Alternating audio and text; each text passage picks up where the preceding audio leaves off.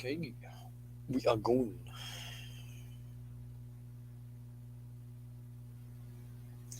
Howdy, lady.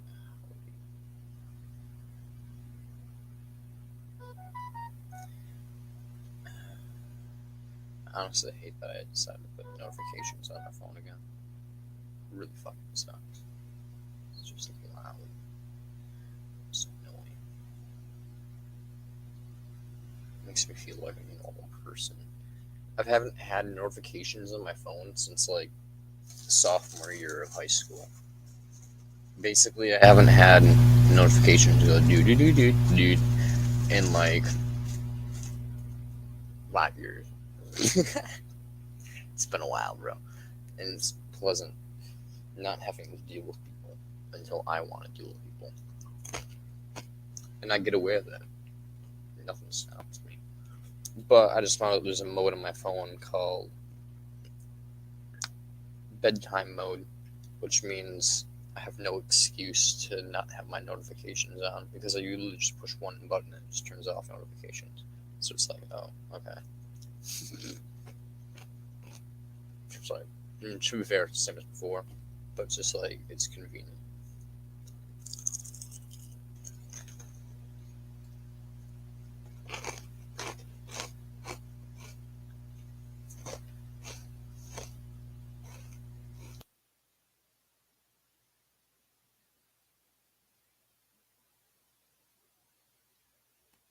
It's at nighttime I usually look the blue light filter and I'd want my notifications down. There's just one button that you just push that and it does everything for you.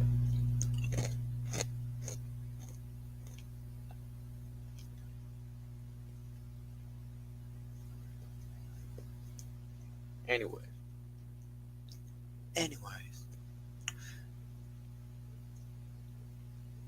we are going to go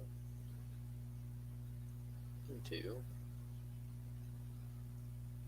my other account.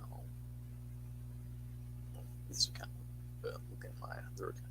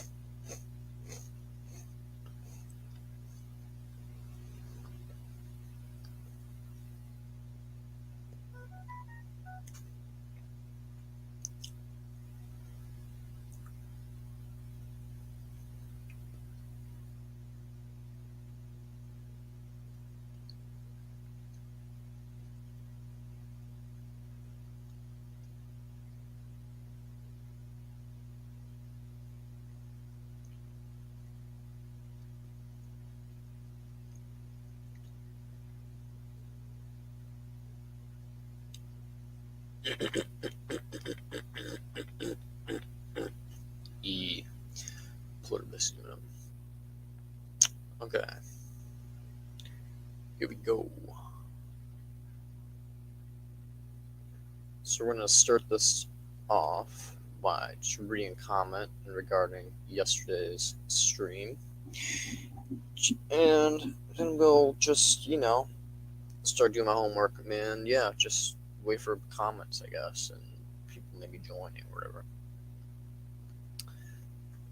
DNA says, I am not sure which video, but Gary, said he's against pedos. The only caveat he would be for existing porn to exist for those with that sexuality. I don't know if it's worth calling it sexuality, but I guess it's maybe. But any towards children, he forbids it. Okay, so the only caveat would be for existing. Also, should be considered where has a compassionate philosopher for his FLN never can know harm. Yeah, his Ephilism has always been about reducing net harm on the net whole, doing whatever is on the net whole. I'm just skeptical that allowing existing stuff to continue being in the flow would be essentially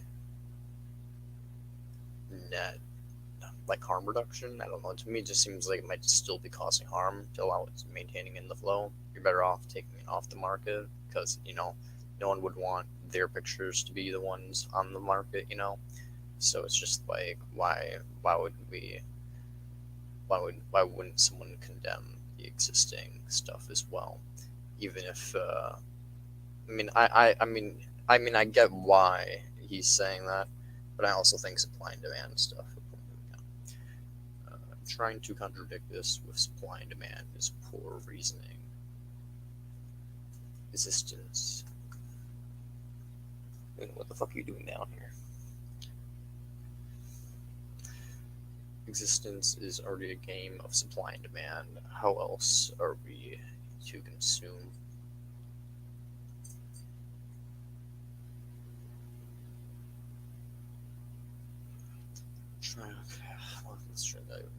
Trying to contradict this with supply and demand is poor reasoning.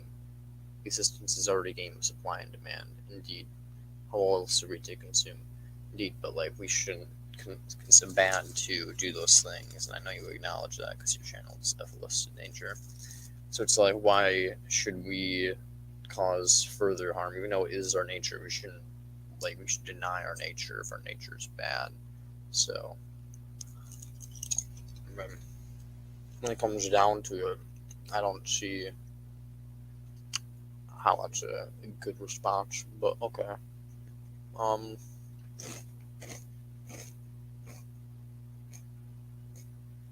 Trying to contradict supply and demand is poor reasons for existence is already a supply and demand game. How else would having existing is lesser evil than producing more of it?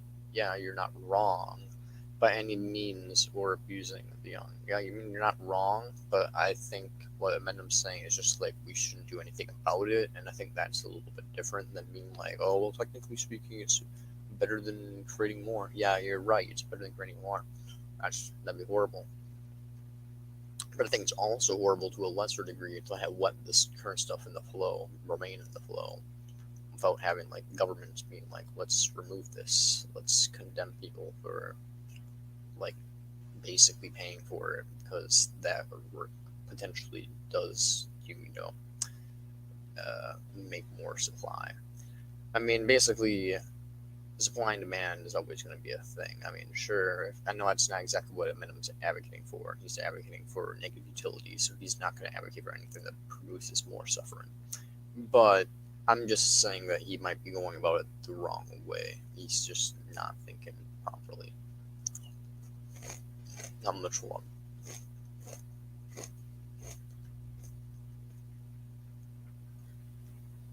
The policing is an imposition that must end. Though policing is an imposition that must end, but legitimate actions are those to forbid or allow. It's just that simple. No, I'm completely cool with authoritarianism, so long as it's a benevolent form of authoritarianism. So, yeah, frankly, when it comes down to it, a benevolent dictator is a good dictator. A tyrannical dictator is a bad dictator. So I have no problems with police so long as the police are good and justly following the law to the letter. That is what they should be doing, and assuming that the law itself that they're protecting is just. But the current law isn't very just. But if the law were to be just, I have nothing wrong with policing, and I have nothing wrong with the basically a dictatorial state where you basically tell people fall in line, do what you ought to do, or because frankly, people are shit. People equal shit. So it's a good song.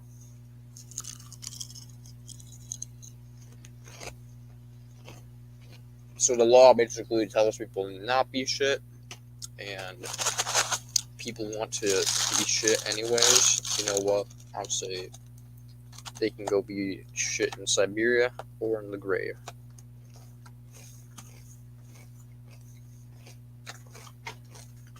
Maybe not in Siberia. Probably just say Siberia because they're not dying. They're just gonna freeze to death.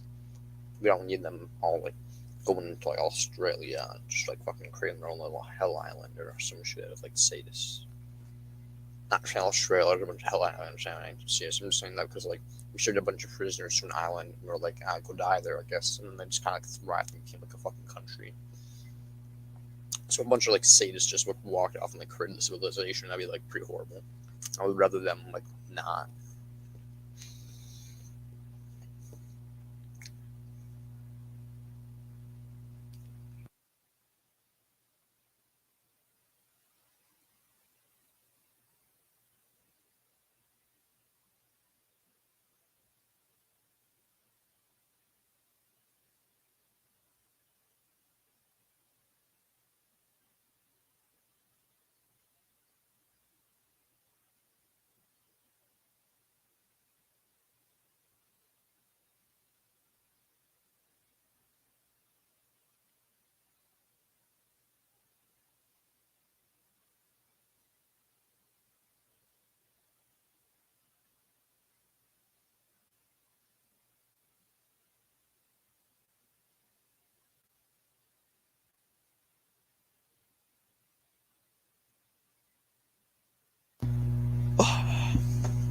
Talk to my friend Jimmo Fan.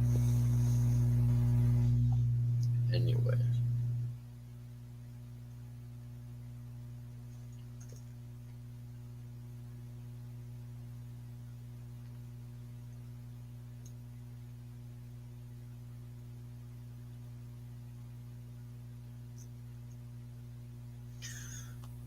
Back to doing homework.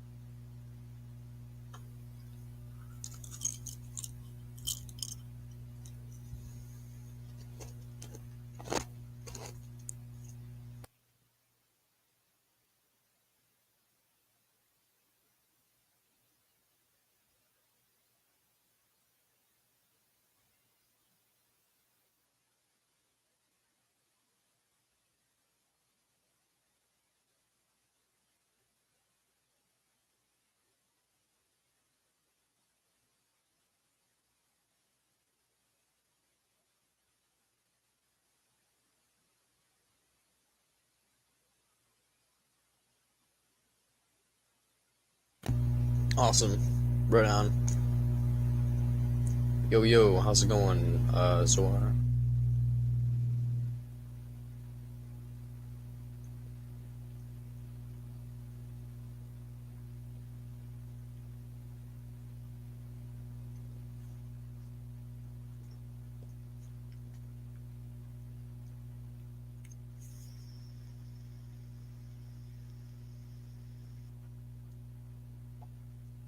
I will put on your music, by the way.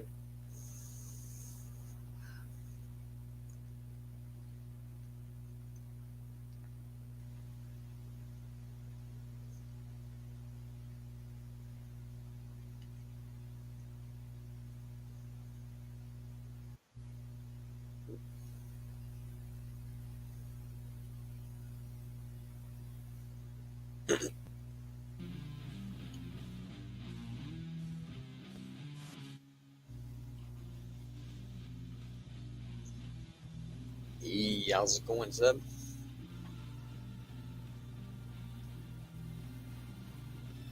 On a subjective level, of course, as usual.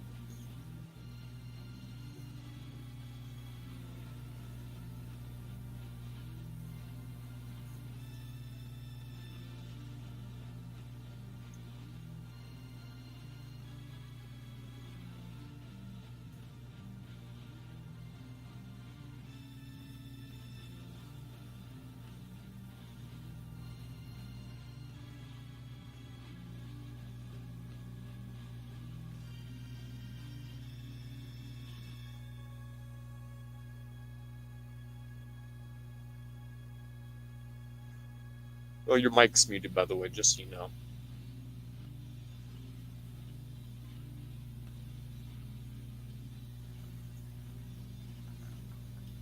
Howdy.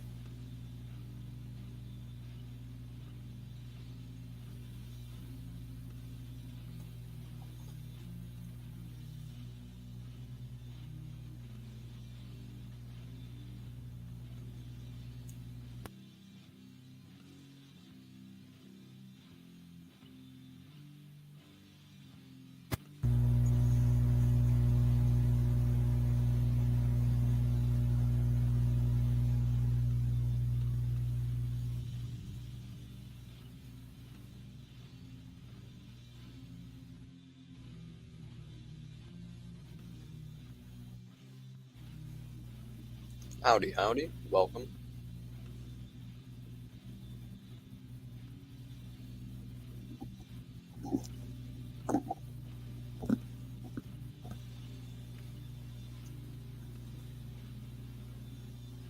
How's it going?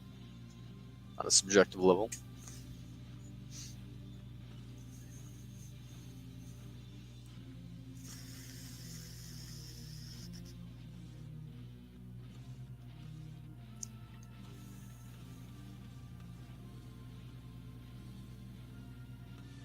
I cannot hear anybody, by the way. Just so you know, if y'all are talking, it's kind of deaf on my end.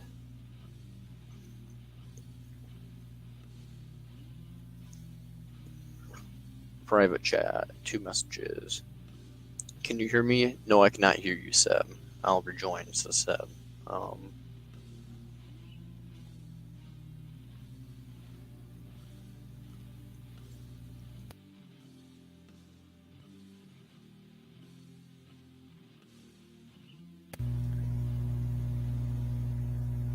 let's take a gander at my homework.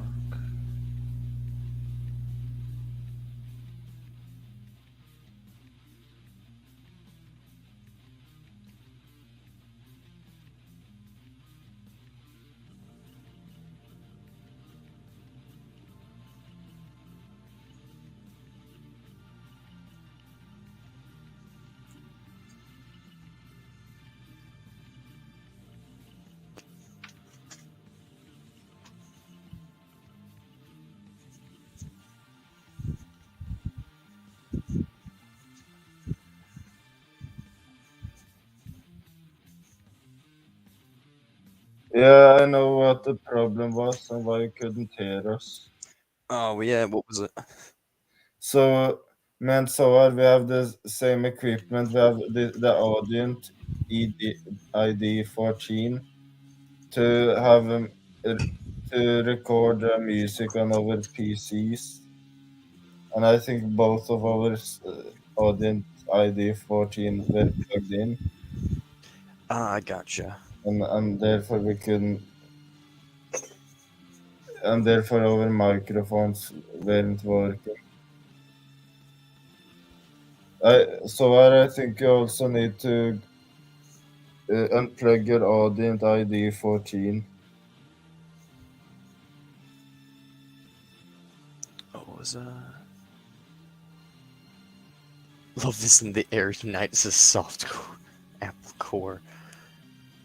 Um, at Soft Apple Core, if you're still watching, I looked into the Izok app a little bit more, and no luck in helping that. But besides, my opinion is still the same. It's just like experience generates value. There's like a universal value in the fact that evolution basically produced consciousness, and that we all stem from the same thing. But then, yeah, I don't know how you get the ought from the is of the universal is. I don't know. I don't even know how you would get an ought from like God being like a command. Like I don't. So like yeah, I don't even know, man. Like God could be like, "Yo, man, like love each other and be cool," and then like I would be like, "Well, God commands we have to be cool, and God is good, but how do we ought to? What should we ought to be good? I don't know. Soft Apple Core, but." Basically, yesterday's stream had a lot of that was about nihilism. I can still not hear your friend, so if your friend's mic, if he's talking, I cannot hear him. By the way, Oh, yeah. Yeah, that's right. He said he would be on his phone. So, yeah, that slipped my mind. So, he can't have the Audent ID 14. The other ID 14 thing I said earlier was only that only applied to me because I'm using the PC and he's using his phone. one second. Let's see. But I'm sure the try talking. Maybe we can hear it now.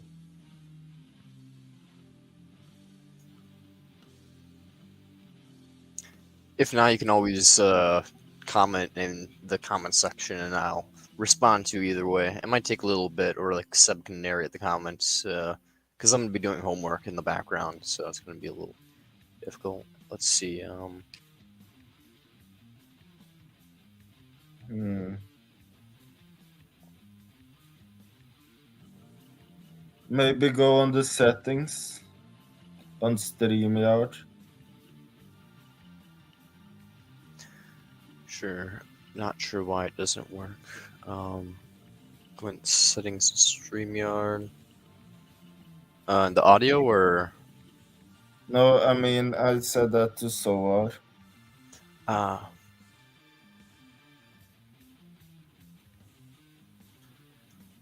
And maybe Soar, maybe you could use your PC. Maybe I'm not sure, but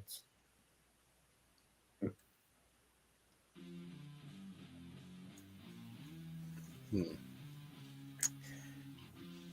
Either way, I'll be here for next couple hours, so whenever you figure it out, or if you figure it out, I'm gonna be cruising. I'm gonna be doing homework on the last stream. it doesn't have your PC doesn't have a mic, not even an inbuilt mic. Doesn't have to be the best mic in the world. Yeah, I don't care about quality, so Uh, so maybe Soar could just. Oh yeah, so the phone. No, so I just go on settings maybe, or maybe you're muted.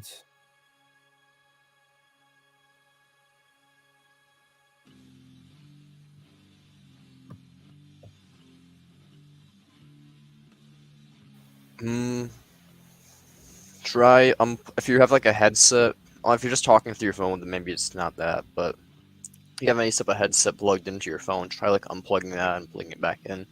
Because sometimes mine doesn't work very well. The jack on my phone's not the best.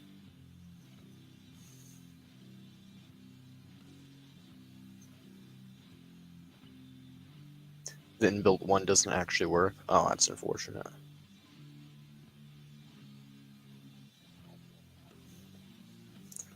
Hmm.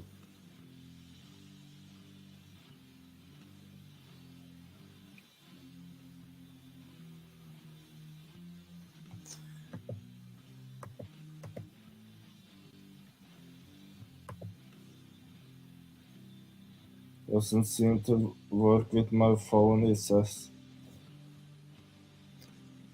Have you tried going on settings? Or have you given StreamYard access to your microphone?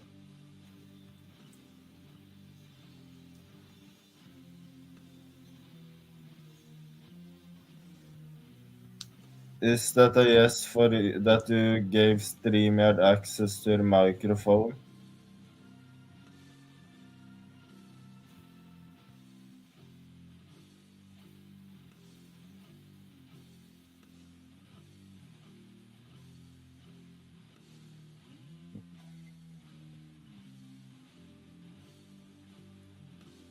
Maybe you could. Maybe you could screen share on Discord, and I could maybe see what you are seeing and help you out.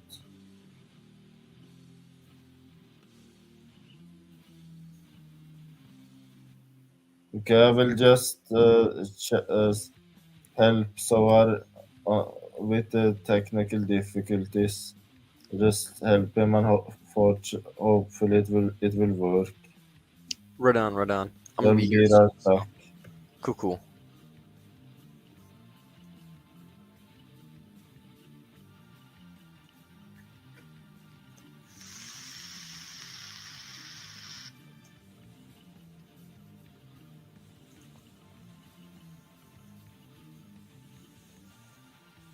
It's briefly.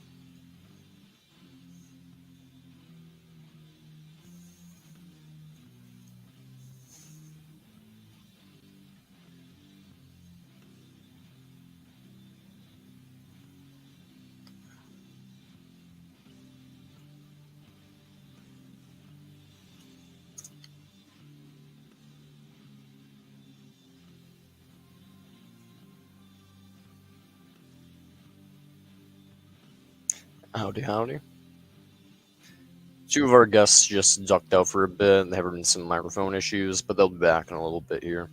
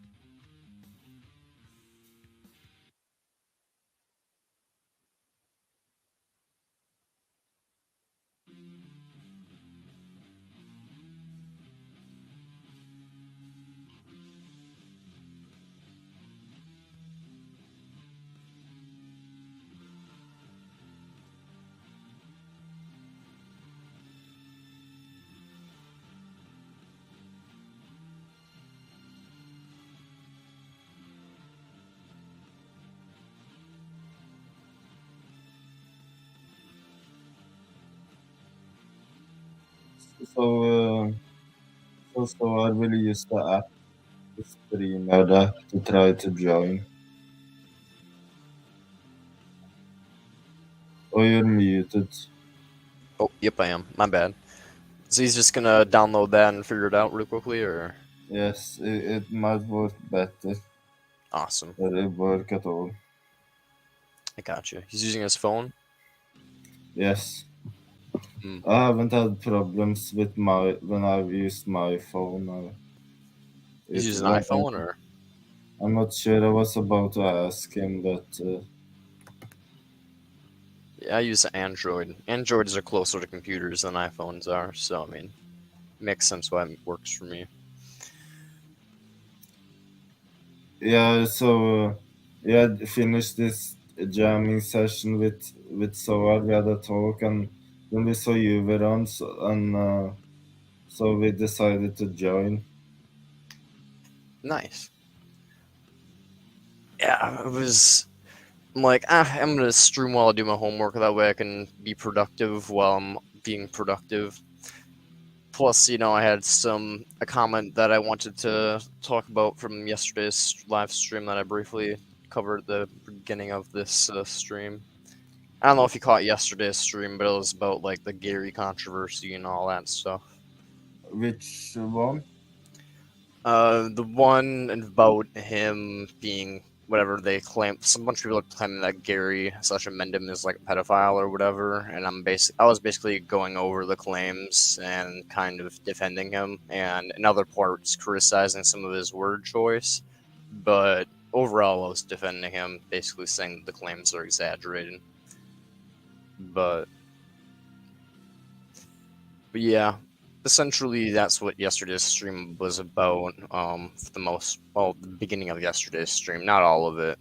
Most of yesterday's stream was just talking about nihilism and a little bit about music and stuff. But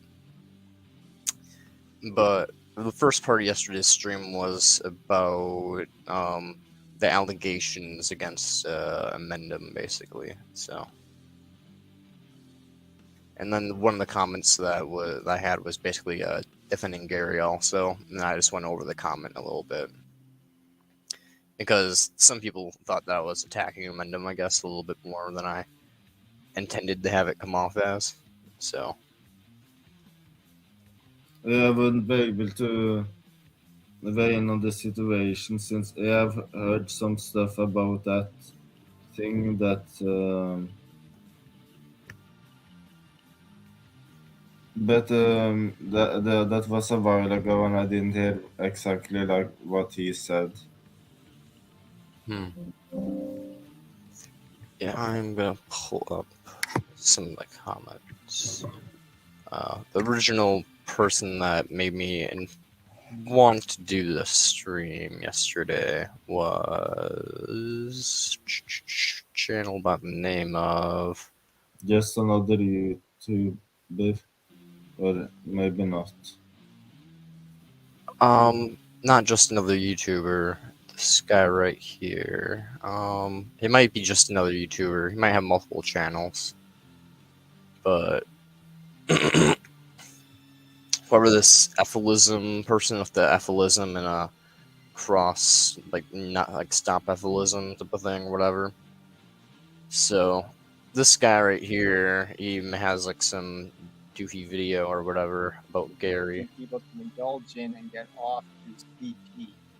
So I don't encourage people. I wouldn't even legislate against already existing pornography with children in it. It gets you off and it's going to satisfy your needs. Great. Okay. Indulge in it all you want. He says it's good because it gives pedophiles an outlet for satisfying their desires. Why wouldn't that be a good thing? Guilty as charged. I am as the internet is littered with. Yes, I have that tendency. Yes, I'm frighteningly interested in some things. You aren't intended to start being sexually active until at least, whatever, 9, 10, 11. Getting blown by a 5-year-old. I mean, you have never been mind blown, but you've been blown by a 5-year-old. The last thing, I'm pretty sure the basically- last thing is just taken out of context. The last thing, have you ever had your mind blown by a 5-year-old? Or Yeah, I've never seen that original video, but if you have, then go for explaining it. I haven't seen it, but I've just have a feeling it was taken out of context. Oh, 100%, yeah. Most of it was taken out of context to some extent or another. Try and click on my original comment and view the replies. But And this isn't exactly. It's just that, and this, like, even in the, even if in Menda has views like that and stuff, it doesn't really negate ephilism. Pretty much, yeah. It doesn't really negate the fact that ephilism is true. So it's just like it would only apply to the person who's propagating the philosophy. Hello. Even if it turned out in Mendon was like a evangelical Christian or something. Can you guys hear me now? yes, we Can can. hear you now. Alright, awesome. That's great. Howdy. The mood is darkened since you've left because I brought up what I was originally talking about in the stream. But welcome. Yeah, I guess I have to catch up with what you guys are talking about. We're just talking about yesterday's stream, which was about one of Mendham's controversies or whatever, and how I was kind of defending him, partially criticizing his word choice, and lack of knowledge, I guess, is like involving some aspects of like how the internet works, I guess. But basically, if you can see on screen here, basically, yeah, he's talking about like he's talking about how this video is taken out of context. This guy is being like, how did I take everything out of context? And he basically says he watched my stream, but basically, yeah, it's I don't know who Lanza is. I don't know who Lance is, but apparently someone related to this controversy. It's also clear from your general analysis that you don't know a lot about the background info and context related to, CP stuff. I don't, but like when it comes down to it, I'm pretty sure most of this is taken out of context. So your analysis and opinion about the matter is not much value. Hey man, you're kind of right, but at the same time, I'm gonna hop on the bandwagon. I'm gonna get my views. That being said, I applaud you for watching the original content. That's more than most deathless do. Blah blah blah. I don't know much about the context, but I also like to assume the best of people. On that basis, do you say I take things out of context when you admit not knowing the context? It's kind of based, but at the same time, I feel like it's original to. It's normal to kind of call someone out and taking things out of context, and I'm pretty dang sure they took things out of context, just from the knowledge that Amendum's generally a good guy. It's a little bit of an angry bastard, but he's generally a good guy. Yeah, but what was the controversy again? What was he saying about CP? I can play the video again really quickly. It'll Gary's explain the whole encouraging people thing. to indulge in and get off to CP. So I don't encourage people. I wouldn't even legislate against already existing pornography with children in it. If it gets you off and it's going to satisfy your needs, great. Okay, indulge in it all you want. He says it's good because it gives Yeah, I remember pedophiles this. an outlet for satisfying their desires. Why wouldn't that be a good thing? Guilty as charged. I am as the internet is littered with. Yes, I have that tendency. Yes, I'm frighteningly interested in some things. You aren't intended to start being sexually active until at least, 9, 10, 11. Getting blown by a 5-year-old. I mean, you have never been mind blown till you've been blown by a 5-year-old. Which Basically, it's the whole controversy that people are claiming that he's either a pedophile or like basically not condemning them when he should be, or like propagating the ideas of that, plus also like violence and stuff like that. This guy also basically has a whole channel. His whole channel is dedicated to like targeting Gary and being like, Gary is a pedo. Gary is trying to encourage school shootings. Gary hates kids, basically, all that stuff. So, I mean, he's essentially just trying to hop on the clout train. So that was basically just making a video trying to defend Gary to some extent or another, while also kind of criticizing his choice of language. Because when he did say like, why fight against existing like content, I'm kind of like, I mean, I was a person and I had my stuff leaked onto the internet or something. Would I want my stuff floating around? Not really. I feel like that would be distressing to me. I'd rather like the government be like, we should fight to take that off the internet. So, I mean, Yeah, I think people want him to shun like the idea of CP and not promote it as like something that makes sense for people to enjoy or something like that. basically, But, it's like I understand what he's saying from a utilitarian standpoint. It's like if you're just watching something, there's no harm being done. But when it comes to supply and demand, that's where things get different. That's where things get tricky. Okay, when supply and demand comes into place, when there's ads and stuff like that, it's just like now you're no longer just viewing. Now you're putting money into someone else's account for what you're viewing, which means you're paying for that. And similar to how it works with like veganism, even though you're not the one doing the butchering of the animal, you are essentially paying for someone to do the butchering for the animal, which means the butchering job must occur because someone's making a demand for it. And I mean, it's just the same as that. It's just like, hey, you may not be directly raping a child or whatever, but you're technically paying for someone to rape a child. So it's like, yeah, it's bad. I mean, you shouldn't even. It's more nuanced than just being like, oh well, you're not doing the action, And Amendum's usually good about that when it comes to like veganism and stuff. But for some reason on this one, I don't know, maybe it's just like he didn't dive into it into this one because he's said explicitly in the past that he's against pedophiles. So it's like, you know, he didn't maybe feel like in this video that I watched yesterday, like feeling like going over it.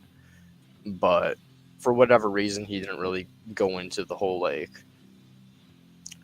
really condemning of like the viewing of CP, which I feel like you should do, just because the nature of the internet isn't just like a little box where it's just a person in a video. No, there's like ad revenue and like supply and demand stuff taking place and all that jazz. So I feel like there's another reason why you should have been clearly that you should have clearly condemned it and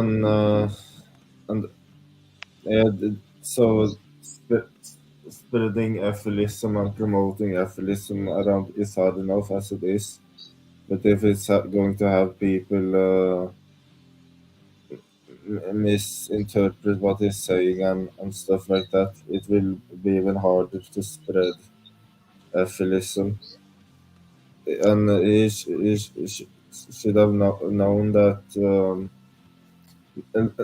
Like if I was in Mandem, I would have treaded very lightly about issues like that. pretty much just better off just ignoring those comments and dumb accusations, or just briefly mentioning them and be like, these guys are idiots, you know?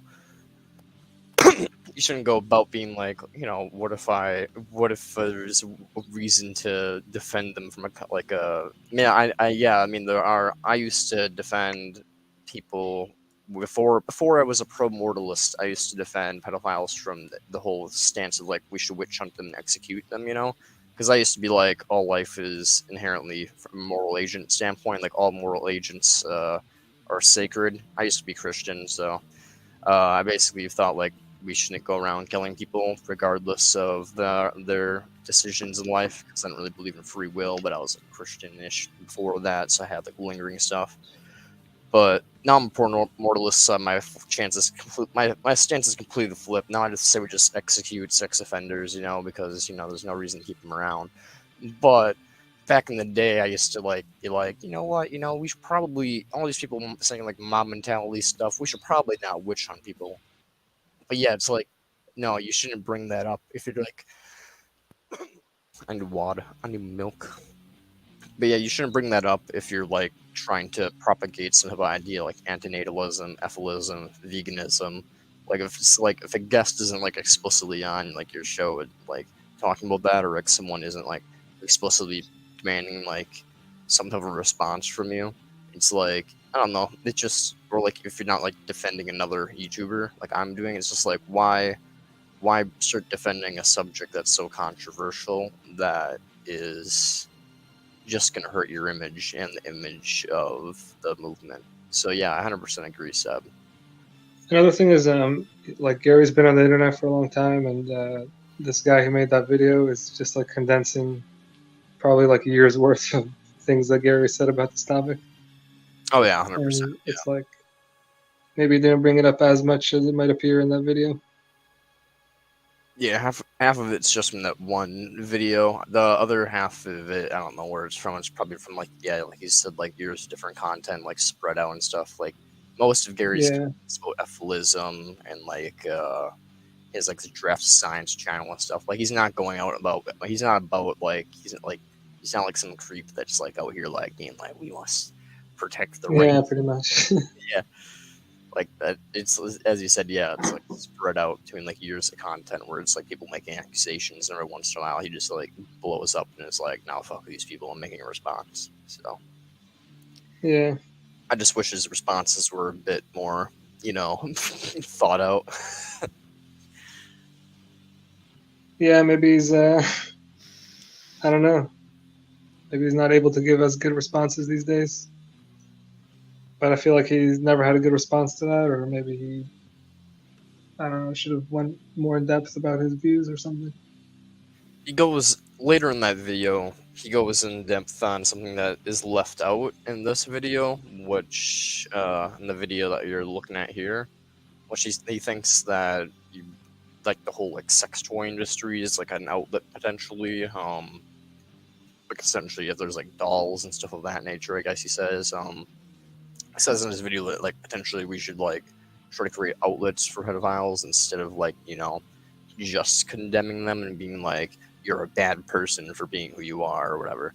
Because apparently, I mean, I agree with when he says basically it's not inherently wrong to be a pedophile. What is wrong is to be an active pedophile, like someone who takes things into action and like actually starts hurting people. Which I agree, I'm a consequentialist. So like just existing, there is no such thing as thought crimes. Like, but like when it comes down to it, yeah, it's just like the conversation is just so. Yeah, it's weird. It's like, yeah, he gets into like proper defense later on the line. Like later in the video, he's like, like create outlets or whatever. But in the very beginning, he's just like, don't take. We have no reason to fight against taking down existing CP. And I'm like, no, I'm pretty sure we do have good reason to take down existing CP. I'm pretty sure we do. I'm not. I think our resources would not be wasted if we put resources into taking down existing CP. Like seeing how 50% of our tax dollars go to bombing people in like the Middle East, I'm pretty sure we can expend a bit of our resources to taking down illegal exploited images and videos of children. So I mean, yeah, I mean that. But that's because those children are still alive, I guess. But what if they were? What if it was CP with just fake people? I don't know. Fake people, that's different, yes. When it comes to like anime, when it comes to artificially generated images, so long as they're not representing like a real person. I don't think anyone's ever went in detail with this with Gary and stuff, so I don't even know what his position is regarding like. He mentioned that also in that video. Yeah, he said like dolls or AI or like a VR or like artificial realities and stuff like that. He said that would be fine so long as like the things aren't like sentient and feeling pain, which I agree on. Because it's basically, as I said, I'm consequentialist. So as long as like pain isn't being generated, like it's fine pretty much. So like VR would be like an okay thing, I guess. But when it comes down to it, like I don't know, he didn't in the very beginning. He dived into that in like the second half of his video, and that's the second half of his video was a better response to the person he was talking to. The first part was just kind of like I don't know. The first part made it sound like he was okay with existing CP continuing being in the flow. Of like if it's like I thought you were about to say like someone like if someone's like dead or something like that, does that apply to them? I don't know. Yeah. If because if someone's dead, like their interests no longer are coming into account, So it's like I guess in that case, it probably wouldn't really matter. And when it comes down to it, there are really weird nuances when it comes to like our own government. Our own government does purposely release. I mean, I'm not. Well, Seb's from Norway. I don't know where you're from, but I'm from the United States. One of the biggest corruption fuckholes in the world. So we're all about doing underhanded, shady shit in order to make profit and keep our jobs. So there's like a whole sect of the FBI that purposely goes about distributing CP just to try to like catch predators, which I have mixed feelings on because it's very similar to like consequentialist values of like you're stopping predators, which is really good, but you're also distributing images of people that still are alive and wouldn't want their images distributed, So it's like, that's not very cool. But if they're not like actively being harmed by it, then it's just kind of like, interest thwarting is not like a real form of pain. But real pain is like when like you're actually suffering. So it's like weird, but it's like I don't know. Like some part of me is just is like, no, it's fucked up to distribute that no matter what, no matter the circumstances, and so we ought to try to like take it off the internet. So it's kind of just like I don't know. I have disagreements with the way Amendum goes about like phrasing the first half of that video. If you go back and watch the stream that I was on yesterday, you'll know what video I'm talking about. It's the same one that's in the link of this video right here. Yeah, I don't particularly. I also think if like aphilism was called centus intercontinentalism all along, and if it wasn't so heavily attached to Inmendum, there like an anti-aphilist channel such as this could never have made videos like that too. Yeah, you would. Yeah, it's like they take down Gary, so they took down Ephilism or something. Yeah. Yeah, that's a huge thing that's like annoying in the community is just because of this whole Gary controversy. There's a bunch of like comments of like people being like, "Y'all are pedophiles" and stuff. I'm like, no. I'm pretty sure most people are just wanting to reduce suffering. Like a ton of people in the community have like their own kids and then realize like, oh shit, this is a bad thing, and they're like raising their kids and their kids like love them. Like fucking what's his name? The activist guy that like always microphone. Danny Shine, yeah. Like he has his own kids and stuff, and his kids love him and stuff. He's cool with him living at home and stuff. He has a good relationship with his family. So it's like no, everybody in this community is about ethics. It's like what the fuck? It's not like a bunch of like people are like guilty and like ooh.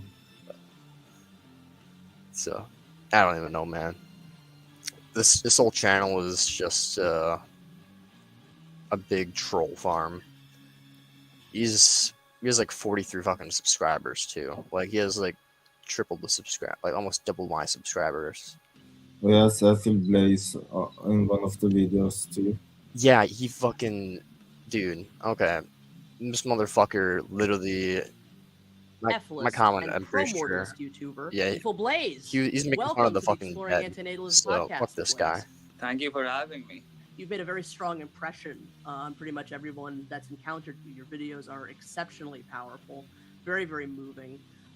You're really producing some of the strongest Ephelist content that I've seen in a long, long time. Oh fuck! You want to kill everyone?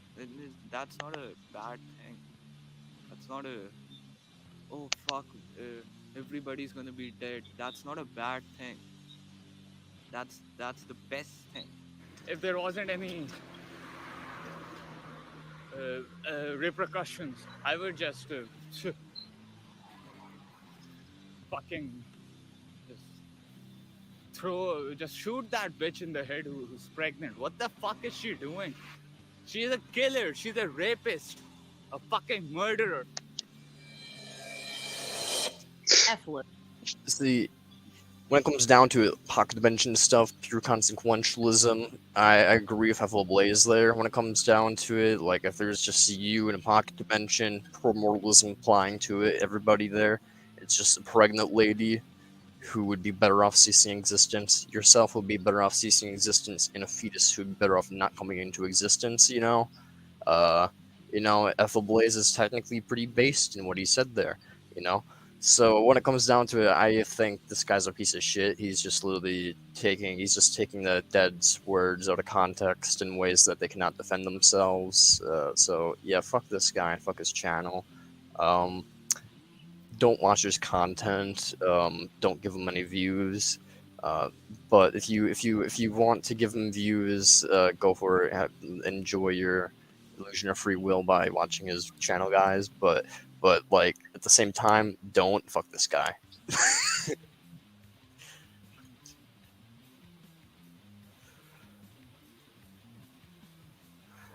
guy's such a piece of shit. That's also one of the examples of what we talked about before. Was it on our first stream I appeared on, maybe? When we talked about promotalism and how people can easily use promotalism against affiliates and stuff. Yeah.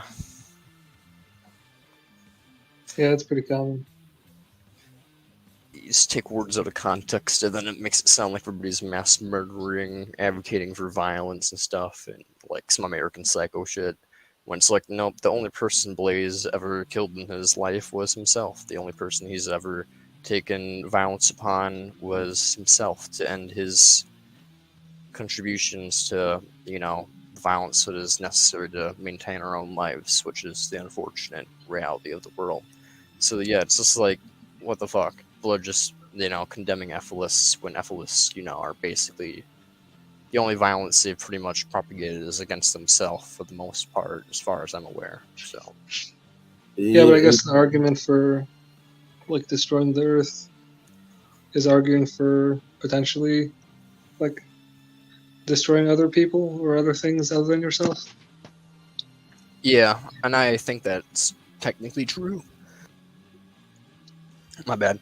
Technically true in some cases, depending on how you look at it, like the benevolent world destroyer, slash the, as Gary has even said, like, there's been wars in the past over plenty of things that we've tried that are like important to have change over, like the Civil War. There's been wars multiple times, like revolution of like France for like economic stuff. Like there's wars all the time for like class reasons and racial reasons to like try to liberate oneself and get equality.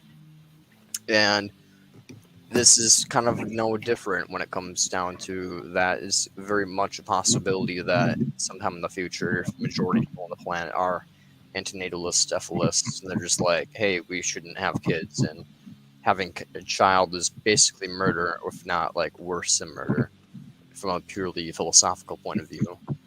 It's like, if that gets to the point, I wouldn't be surprised if you have you ever seen Love, Death, Robots? No, I haven't. But not all episodes. One of the seasons, there's like the whole like immortality society where it's like everybody has like this elixir that basically makes it so they stop aging, and basically it's illegal to have children, and there's like a police force that basically goes around that stops people from illegally having children, like breeding or whatever. And they basically call them that. They basically call them like breeders essentially because they're like illegally having children and stuff like that. And basically the police force will just go around and like basically arrest these parents and like execute the children or whatever. It's a little bit darker than what needs to be in reality, but from Homer's point of view, it's not the worst thing, I guess. But it essentially, yeah, I mean, from that point of view, I think it would be kind of necessary in like a future if we want to like eliminate as much suffering as possible, and if we're not going to go about like the world destroying option, and there's a whole bunch of people trying to oppose us, and I wouldn't be surprised if some type of civil war would be necessary to like against like religious folk or some shit like that. I'd never advocate for that, and I never want that to occur. I think diplomacy would be like a far better option, but I don't think it would be off the table in terms of things. Like if it's that or like thousands of more years, like 1,000 years of like human suffering, it's like I'm gonna take, as a consequentialist, I'm gonna be forced to say I choose war over 1,000 years of being suffering just because we don't want to take action. So That's where hopefully the arguments are strong enough that it can be managed with diplomacy. basically, I far prefer diplomacy slash benevolent world exploder. I'd rather people just all got on board with it and been like, hey, you know what? This is something that we should all work together on. We should try to gene edit things out of existence nice and peacefully, like all work together, kumbaya.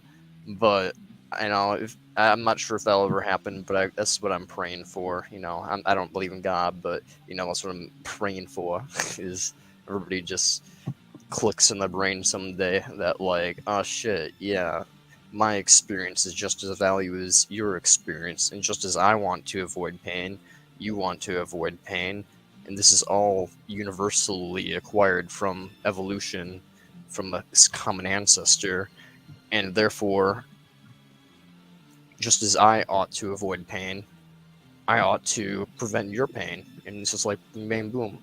But that doesn't click with people, so who knows? Yeah, who knows if everyone's gonna end up agreeing about that? But it would be more likely to work out if everyone kind of worked together. There's something. Yeah, there was something I thought about, but it would be a digression, so I can wait and say it later. Oh, what was But it? it's not related to the topic of suffering reduction. If you want to say it now, go for it. I mean, Yeah, this thought actually, and maybe it's not true, and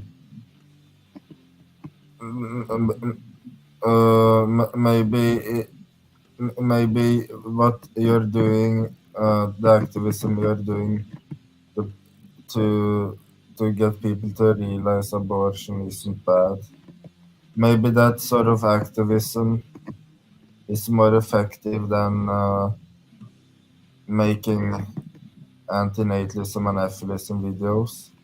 Maybe it seems more likely to convince someone that it's a better idea to, or that it's acceptable to get an abortion. Maybe doing that is more feasible than convincing someone of something like antinatalism or FLism.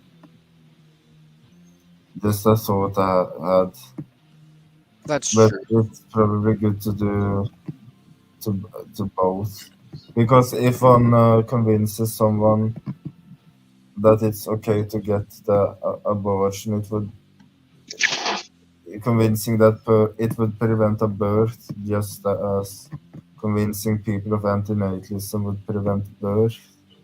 So it would lead to the same outcomes. True. Plus, if you convince someone of antinatalism, it might turn them into an activist, and so they might convince other people of antinatalism. Well, if you just convince people of abortion being an acceptable form of anti-procreative methods, it's a good thing because it might terminate one or two pregnancies that a person might have in their lifetime, but it doesn't necessarily motivate them to feel like they ought to go out on the streets and prevent other people from having children or also getting abortions, you know? So, That's a good point. so there's like a chain effect, like a butterfly effect with how that comes with convincing people of antinatalism, I think. Yeah, but also if you convince them philosophically, they might spread that philosophy and stuff. But if you just convince them about the abortion thing, then it'll kind of be limited to just themselves. Yeah, exactly. Like one's egoistically driven about like self-motivation, but not necessarily about like what others ought to do. While another is like a philosophy and it's about like a way of life that can be outside of just oneself. So, yeah, exactly. Yeah.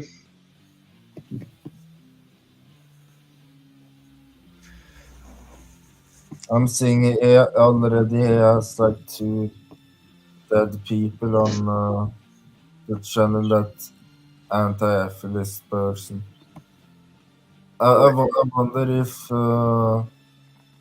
yes, the guy from the right no longer exists too. Maybe, but he could have made like he could have actually made that video when he was still alive. Oh, this guy? Yes. Let's take a gander. Rest in peace to him. Today's topic. Wait, is he Danny or? I'm not sure what his name is. Okay. To be about I think I remember that guy. debunking the logical fallacies. Now, the first one is very famous. Ending your life is a permanent solution to a temporary problem. Here's another 2023. One. Choose it's probably life. after his death, I imagine. The third one is ending your life doesn't take the pain away. It passes it on to someone else. Another one is it's cowardly and selfish. When you are tempted to give up, your breakthrough is probably just around the corner. You have no right to take your life. Think of all the beauty that is still left in and around you and be happy.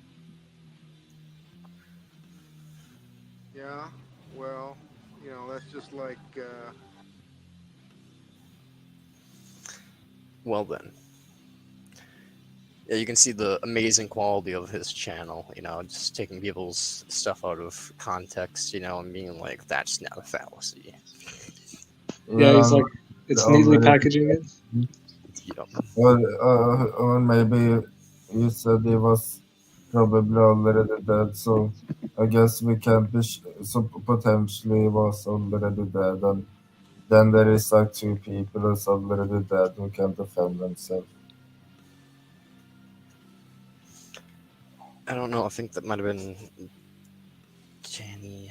I forgot his name. If it was the guy that took his life recently, who was part of the Stop Having Kids or whatever movement, then I think his name was Danny or something like that. I saw on Facebook someone announced their death or something. I don't know if I heard of that. Yeah, let me maybe post it up. Danny. Might have been someone else though.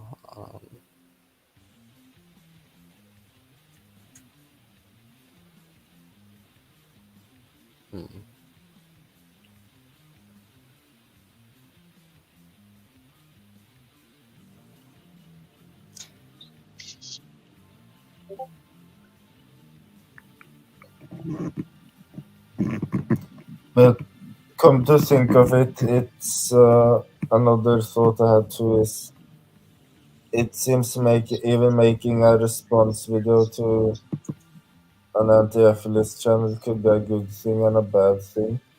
If Yeah. anti-affiliatism spreads, so would affiliatism.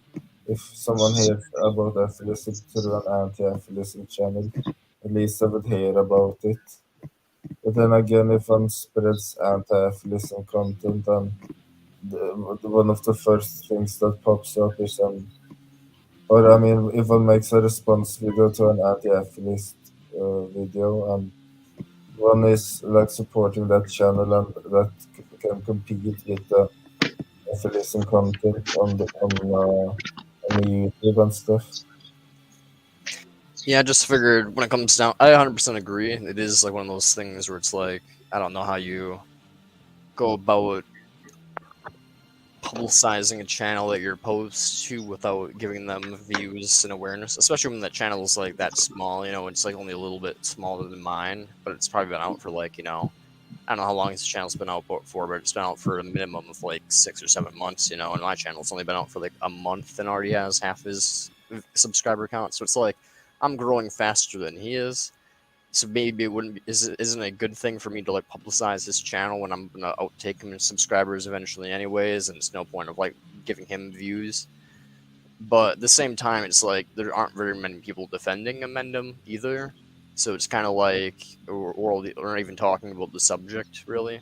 So it's kind of just like it's a good way for me to get views, and it's a good way to just like defend Ephilism in general, considering there's people attacking Ephilism, but not really many people defending Ephilism on those grounds. I mean, not that they're really attacking Ephilism, they're really just attacking Gary, but they're attacking Gary under the label of attacking Ephilism, so, you know, it kind of feels like you have to, if you're an Ephilist, like, do something to, like, defend yourself, / defend Ephilism, and be like, hey, like, one, Ephilism is something outside of what Gary promotes, and two, what Gary's saying here is being taken out of context a little bit, you know, or at least twisted in a way that like makes it worse sounding than it actually is. So yeah, there is a way to like respond to these videos without giving them attention, and that would be just to it. I guess it's possible to just show the video while censoring the channel name and stuff. So that's possible. that's true, yeah.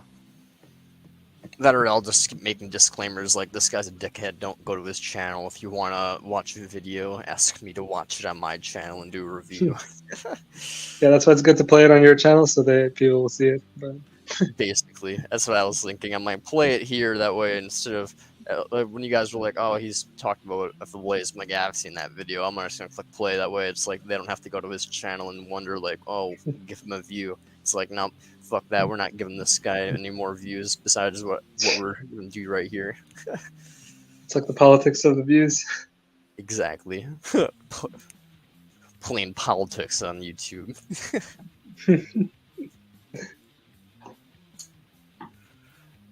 Wild.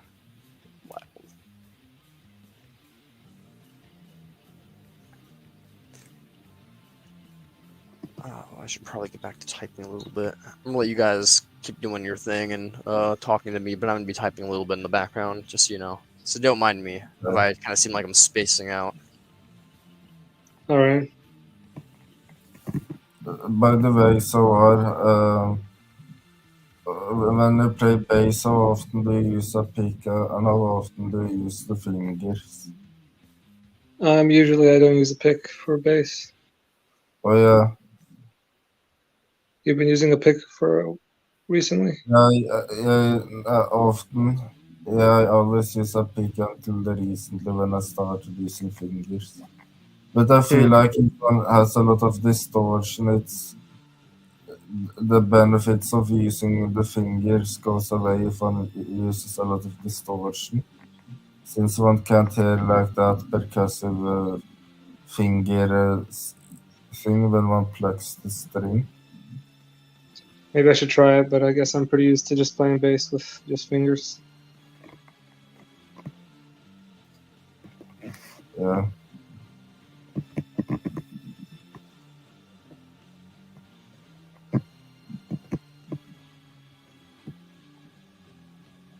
So, yes, I liked Geezer Butler from Black Sabbath. And he used his fingers. Listen to like it add like the way one picks. If one uses a pick or uses a finger, it adds to the bass tone a lot. Yeah. But it seems that I just never tried.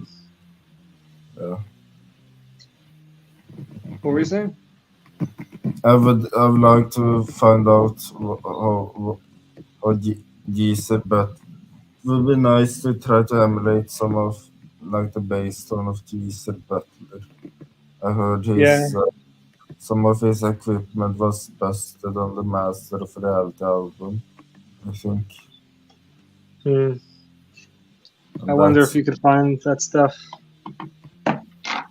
Yeah, there are people who like gives a tutorial on how to do it, and I could probably find some VSTs on how to replicate Geezer Butler's sound. Yeah. I wonder if it's to do with what equipment he was using or something. Or if he just had like a good amp or something like that.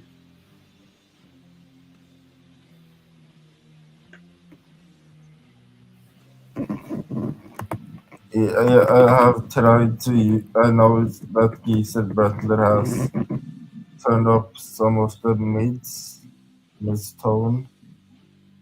Yeah, you can look up his bass setup on Google.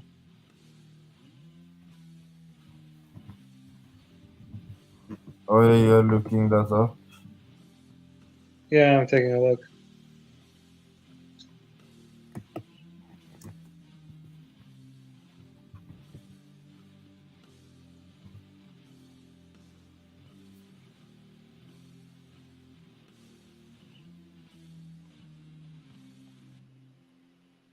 I mean, it's just like distortion, pretty much. Yeah, but I've never heard anything like it. It's I don't think it's just distortion. If one listens to Into the Void or something, it sounds different from other bass tones with distortion.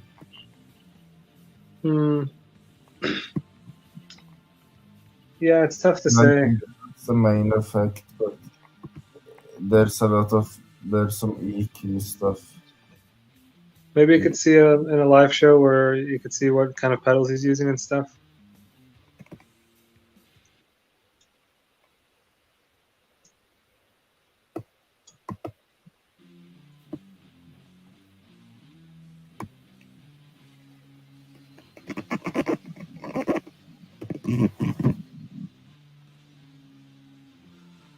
Yeah, I think I still need to.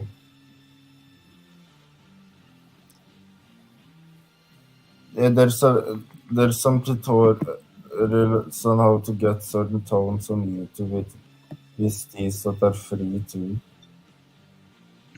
Mm. It would be nice to have the best of all worlds, like some of Geezer Butler's EQ and with the traits of another tone also. True.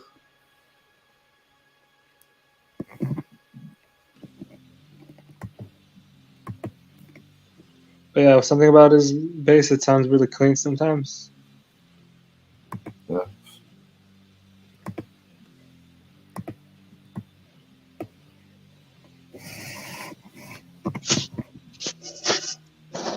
For a while I was trying to figure out Lemmy Kilmister's bass tone. But then there was even this free trial for this VST bass amp that was meant to replicate his tone, but I thought it didn't really sound anything like it when I listen to his bass tone on Overkill, it sounds uh, it didn't sound like the VST. Mm.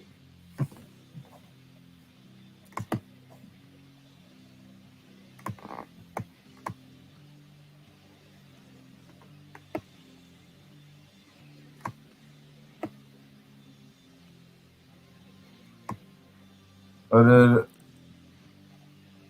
what are there like any what about tones you like? Like bass tones you like? I guess bass tones should also fit the guitar tone, so it's possible to have a good bass tone on its own, but that doesn't really fit to the rest of the band that well. I'm not too sure because maybe I haven't practiced enough bass, but like I know there's some good tones from some of the jams that we had that I was playing bass for. Yeah. But I don't know exactly how to replicate them or how I did it. But sometimes like it sounds really good, sometimes it sounds really bad for me, so I have to figure it out. What about the bass tone of Mephistopheles and Sahara? Yeah, I think I could get that similar tone. Yeah. So, something that annoys me a little bit too is that it's hard to combine VSTs with actual pedals. Yeah, I think it's because of the ordering. Like usually you have to order your effects a certain way, but if you have your VSTs all after all the like regular pedals, it's just not good.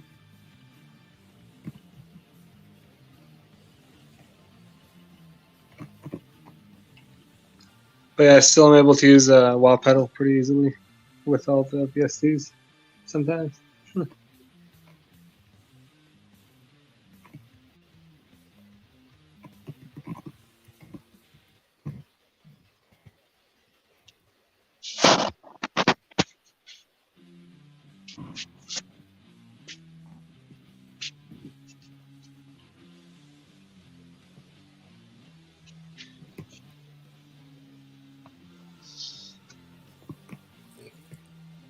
Yeah, I also like it when there's um,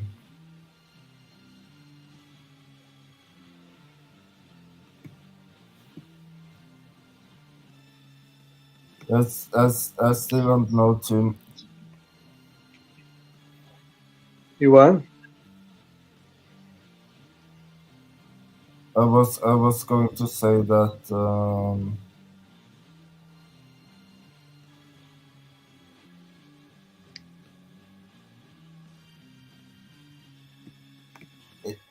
that it might be a good idea to have there if there was this bass tone that could fit very. Yeah, so when there are synths too, one has another thing to worry about in the mix too.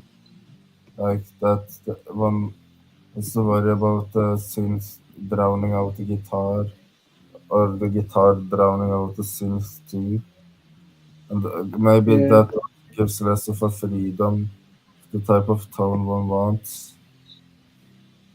When there's also a like piano synth or something.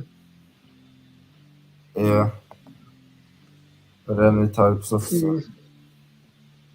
Um, I heard someone on Reddit told me that when that it's good to do some mid scoop on the guitars if there is going to be synth to give room for a synth. Sometimes it works, but yeah, maybe it's better with just bass and guitar. Bass. It yeah, it depends, but I guess I'm not a fan of bands that use a lot of synths like and stuff. Mm. But if you were, maybe,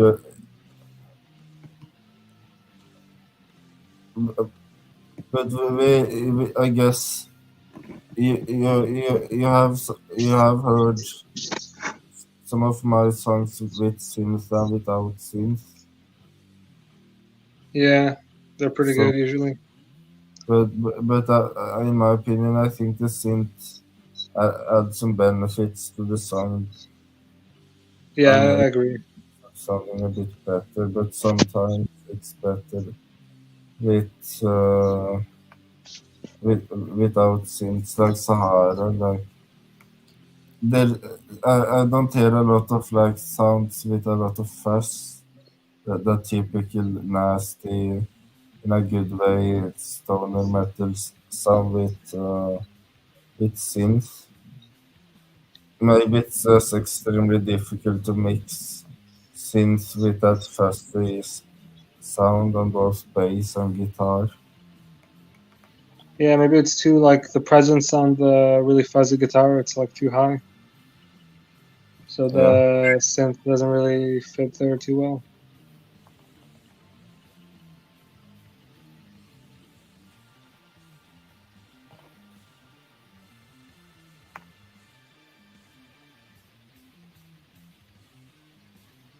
But yeah, I haven't played too much piano. I also had an idea that we could also, if we both, if we learned how to mix or something, we could specialize in, we could delegate tasks too. And what kind of tasks? Like if the benefit of having two people is that, like if that that we could be good at certain elements of mixing. Like maybe I would be good at mixing some a certain thing in, and you would be good at mixing other stuff in. That way we would not have to learn everything. It Hmm, maybe it wouldn't work. I guess. I mean, for like the jams that we're gonna do. Yeah, for the jams and non-jam songs. Yeah, that could be good.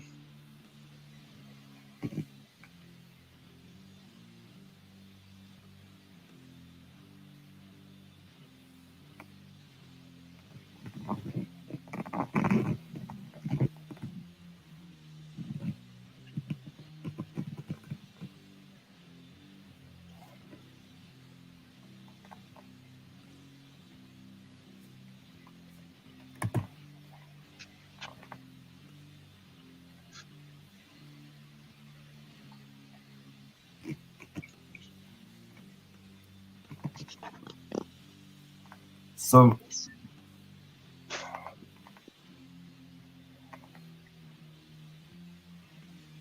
Something I also like about Geezer Butler's tone too is that there's an aggressive uh, fingers style. It's not just tracking, but it's tracking hard too. Wait, say it again. So when Geezer Butler plays the bass, he plucks the strings hard. Sure, sometimes. I guess not always, but that sounds good too. Yeah. There seems like definitely how one picks the string even changes the tone drastically. Yeah. A lot of different things change the tone, like how they pick or where their hand is when they're picking.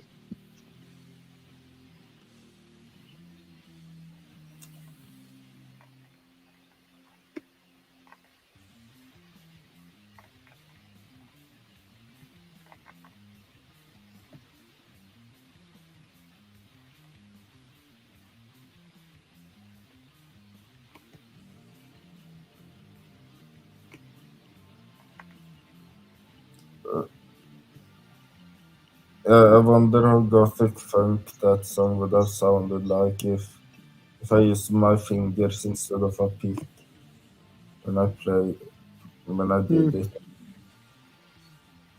Yeah. Probably would be skilled enough to do it with my fingers. I still don't know the tabs for it, that's why I haven't done it. No, yeah. I sent it. I can send it again. I sent it on Discord, so I have to just scroll up enough in order to find it, and then I'll resend it. I've been wanting to try it for a while, but every time I try to do it by ear, I feel like I'm not doing it right. Oh yeah, it's kind of difficult to tell what's going on when there's synth too in there. But I'll do it very soon. I'll be right back. I'll be right back. Alright.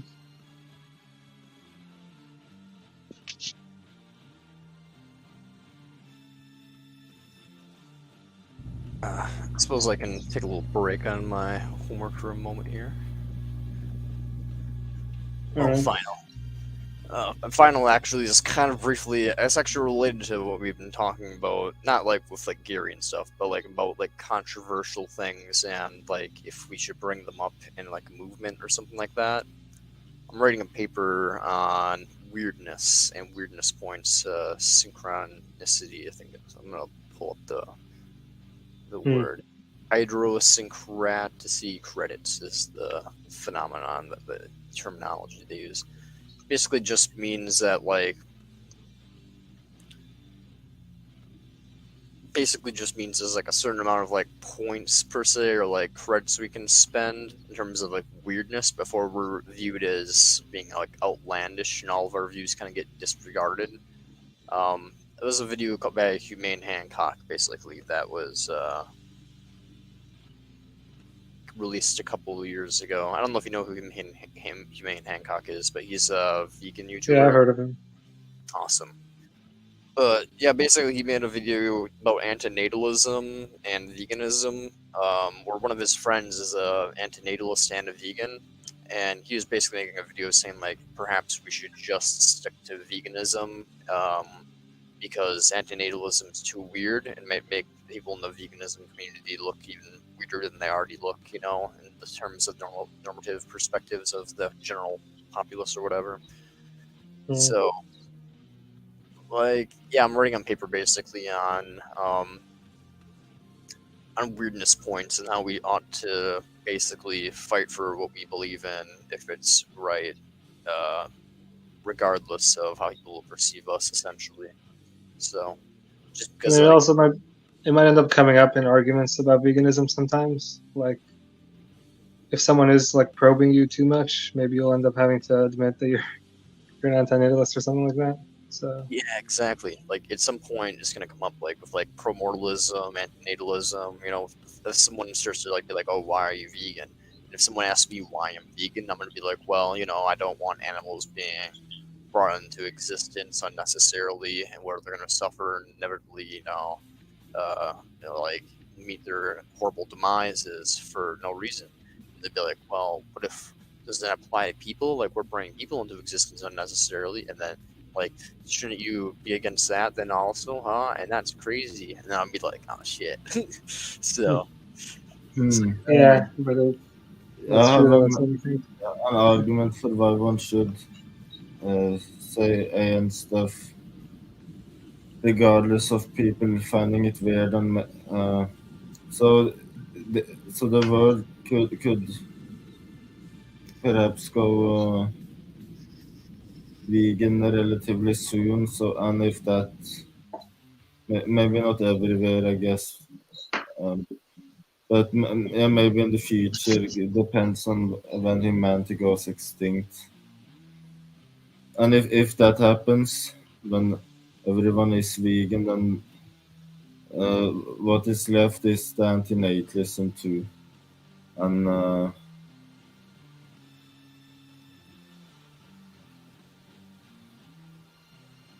like, I think I know what you're saying. Basically, like, there's so many fights that are going on, but even if we, like, succeed in veganism, there's still going to be the antinatalism fight going on. So it's like, why not yes, just do the fight of antinatalism?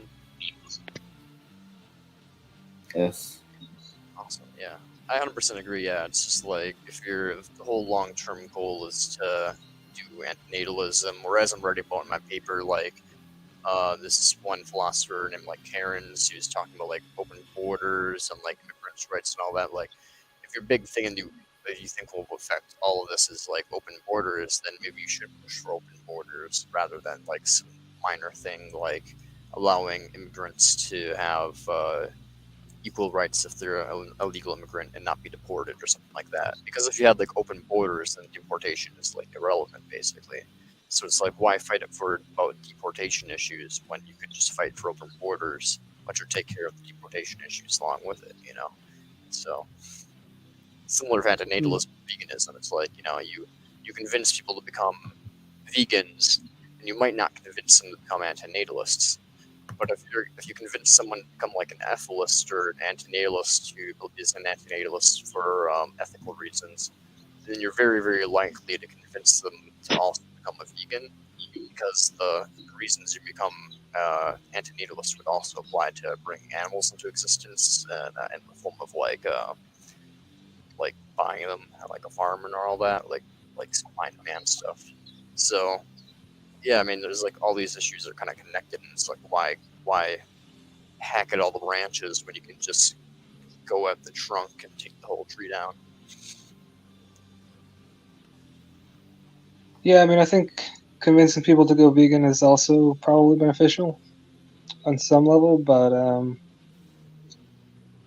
yeah, I mean, it's on some level, like if I'm just interested in being smart and like being right and stuff about things, like after I become vegan, I would want to become an ethicist, like looking back at it, but yeah, I guess other people might be different, and some people might be turned off by just vegans being antinatalists also. But I don't know. Yeah, I mean, for Like me, it's I originally was turned on to veganism before I was introduced to antinatalism, ethicalism, so I definitely see what you're saying. But yeah, go on. yeah, me too. So like, I mean, if some people aren't interested and they're only interested in veganism, like, I don't see a reason for there to be that much like too much. I don't know what it's called, but controversy there or like problems there. Just because yeah, I don't know.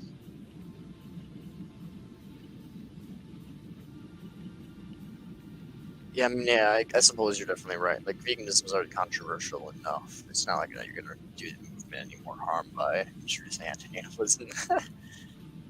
Yeah, and it's also like it's kind of still good for if someone is a natalist. I would say it's good for them to be a vegan. So it's like, you know, there's always something worse. That's true. Yeah.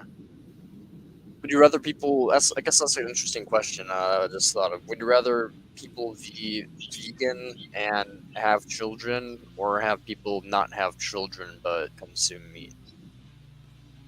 Hmm. Because I mean, in like a short-term perspective, I guess. Because long-term, I mean, like people would stop producing consuming meat if they just like stopped having children. Like obviously, but like from a short-term perspective, like, would you rather like if you could like go up to like a random person in the street and like convince them of one of those two issues, like veganism or antinatalism, but they would, for some reason, it would only click mutually exclusively in their brain. Like they would just click like, oh yeah, I shouldn't have kids, but then they're gonna go to like right afterward, just gonna go to McDonald's and like buy a Big Mac or some shit. But Wait, if they do have kids and they're vegan, you're saying, or oh yeah, like and it's like, one or the other?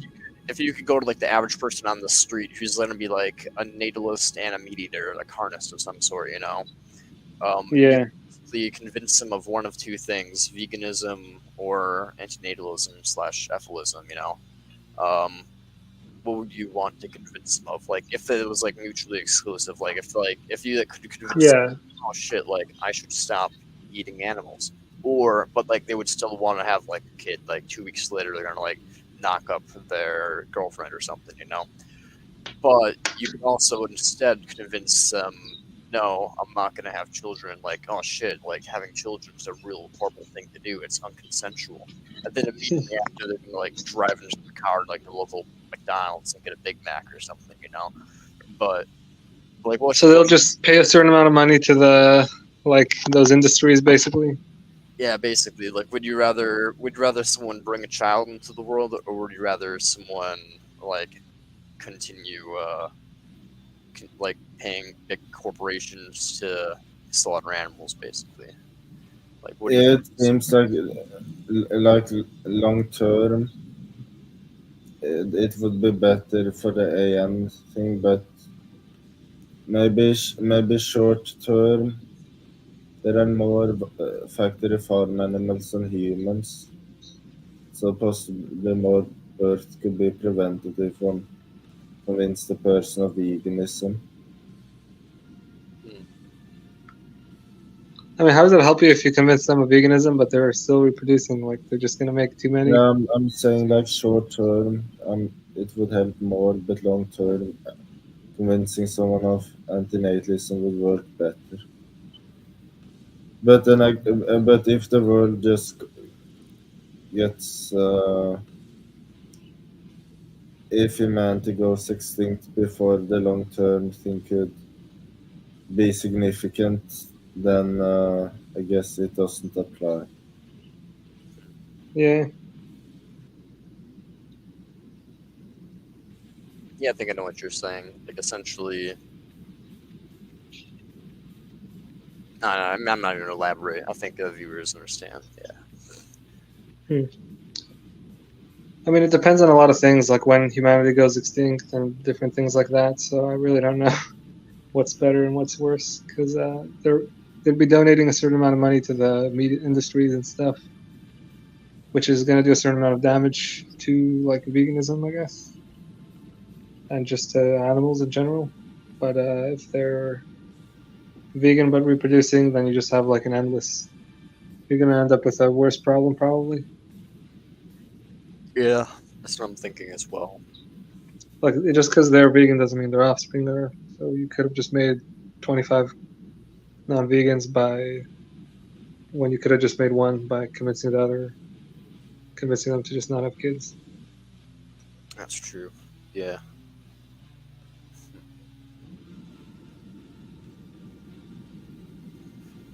This is some good stuff. This is some good stuff. Me thinking about how I can. Me just being like half cheating on my final by like talking to people. That's not cheating, I guess, technically speaking, to talking to people about your ideas for your final. But I literally have one more page to type, and I'm going to type it on long-term issues, basically, like because it's basically about like a paper's on weirdness and the cost of it, and like if we should be weird or not. And so basically the last part of my paper is going to be on like long-term issues and if we should be embrace weirdness to try to like progress further in society, or if we should try to like take things slowly, slow and careful. And frankly, I'm more of a like, we should just tackle the issues head on. But Humane Hancock and also the author of the article that he was reading basically think that we should focus on like one issue at a time. Like tackle veganism. And once people are convinced to veganism, then maybe we go on to antinatalism. But it's just like I don't see that being successful.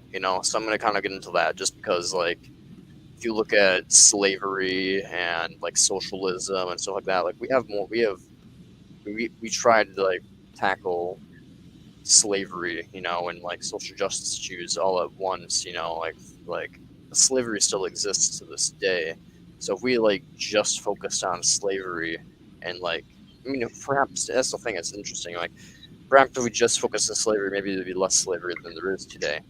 But at the same time, if we just focused on slavery, then there'd be all these economic issues even more exasperated than it is. Slavery might be like in higher demand. So it's like, yeah, it's like I feel like you should just you see an issue, just hammer it home. Just be like, that's bad. We shouldn't just like dance around some issues because we want to highlight other ones. So that's kind of what I'm gonna try to get to explain the last page. Only is one more fucking page. It just sucks that one can't just say something like if one says one is vegan or something, one is weird, like one is viewed as a lot of things simultaneously by the average person. One is viewed as some like a weak person. One is viewed as someone who pushes their opinion on someone else, even though one is just trying to do like normal conversations about it and use points and stuff. And when one says one is an antinatalist, that has one is viewed as a worse person than ho- than one is viewed as a worse even they view antinatalists as worse people than how they view vegans, and it's unfortunate that should have been a problem, that that that people just have these perceptions and are bigoted and stuff. Yeah, I mean, I think also with atheism, like people perceive them as being like annoying or something. Like it's just anything where you're not the same as everyone else. People will have all these judgments on you and stuff like that. But yeah, I don't know what to do about that.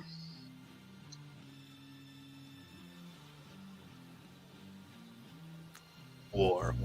No, I'm just kidding. Yeah, that's maybe the best option. Yeah, honestly, But it could perhaps be a good idea to balance things a little bit. So when one is when one is like with yeah, I had this idea. So when one isn't on the internet, it might be better to say one is a vegan and be as good of an example of it as possible. But when one is on the internet, one can do the antinatalism activism there, and that way vegans, the colonists, the real life won't have a bad impression. But one can still do antinatalism activism on the internet. Do you But think that's assuming that you're only going to convince people on the internet. But you might be able to convince people in real life too. Yeah, I mean, But yeah, I feel like the internet's much easier. Like people watching YouTube videos are more likely to be convinced than people talking to people on the street. you can also potentially expose more people if you go. Well, you can expose people more if you're on the internet potentially, but it's also very voluntary if they like come across your channel / like the algorithm. Like they either have to type in like for this stream, for example, they'd have to type in like hashtag Ephilism. That'd be Ephilism, and then my hashtag would have to pop up, and then they'd have to go into the live stream section and scroll until they saw my live stream that says finishing my finals or whatever, and be like, oh, that seems interesting, and click on that or whatever, you know. So, well, when I do my street activism, I quite literally just walk in front of a local monument that's pretty much globally known. People from across the world know about this place. You're from America, so you'll know about this. You know football, right? Football, yeah. You know the Packers, the Green Bay Packers. No, That's I don't recall it. Basically, they're a football team, and I live like a block away from their stadium. So people around the whole globe kind of know of the Packers if they're fans of football. So when it comes down to it, I just walk in front of the stadium with a sign that says "Birth is the catalyst of all suffering and death, and abortion is an act of love." And street activism gets quite a bit of people to surprisingly give you like thumbs up and stuff. You also get a lot of middle fingers, but when it comes to thumbs up, like I got a few thumbs up today, like, and you expose people that you might not be able to expose to on the internet as well. Like I almost felt bad. But I didn't because they were imposed on first, so their parents made them see this. But I was just sitting there in the corner of my sign that says "Birth is the catalyst of all suffering and death," and literally like 3 school buses just full of elementary schoolers just roll on by, and they're all just staring out the window at me. Some of them are just looking at each other like, "What does the sign say? What does that mean?" And stuff like that. And there was like some based kid on the bus who just like stuck his hand out and gave me like the thumbs up, and I'm like, fuck yeah, he gets it.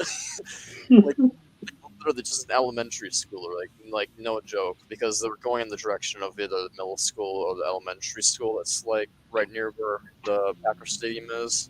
So they had to be elementary schoolers, I'm pretty sure.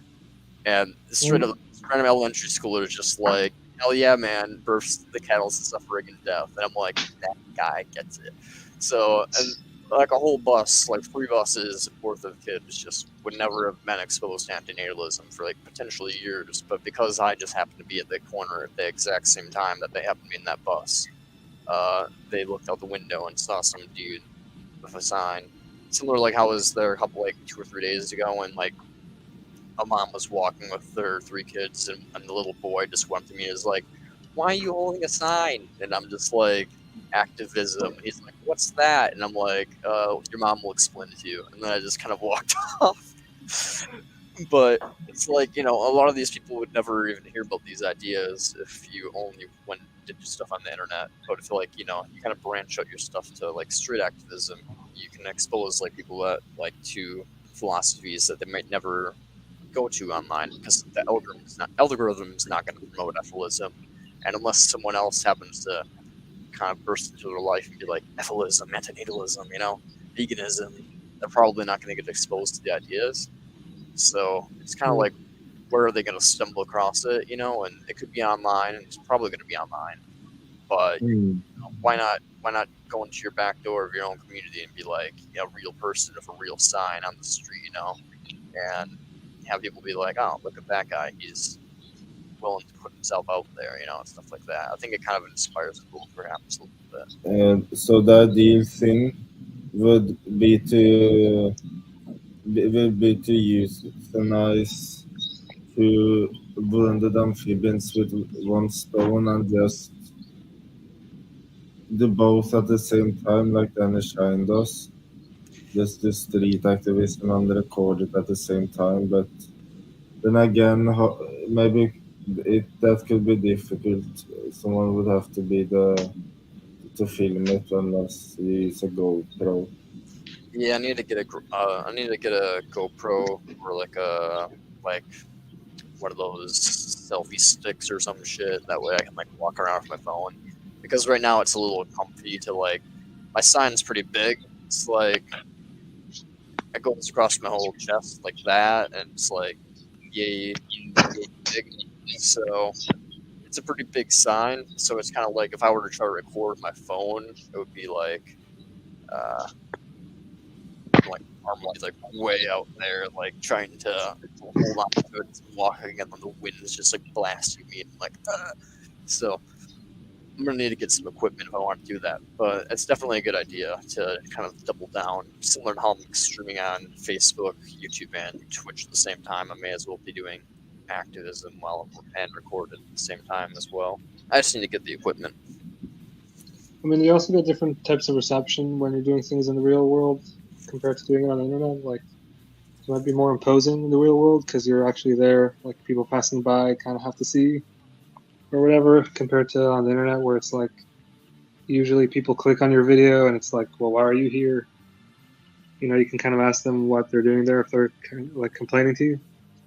And like with kids, when I'm doing vegan activism sometimes with like AV, some people will come up to us usually and complain to us that we're showing graphic footage to children, which is like it's a pretty valid complaint, I guess, but it doesn't really make sense because they're like, I don't think children want to participate in the graphic violence.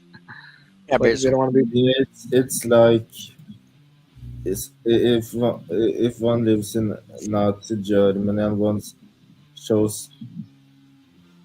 No, I was going to give an analogy, but if that happened to humans, someone showed pictures of it and stuff, and People would for sure be even more upset than they are about the animals because people think, oh, it's humans. Look, this is really graphic. yeah, but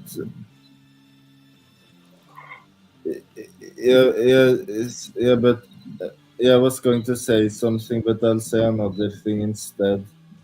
Obviously, the suffering animals feel outweighs the suffering experienced by someone that finds imagery like that graphic. Like, what's worse, experiencing the graphic thing or seeing it?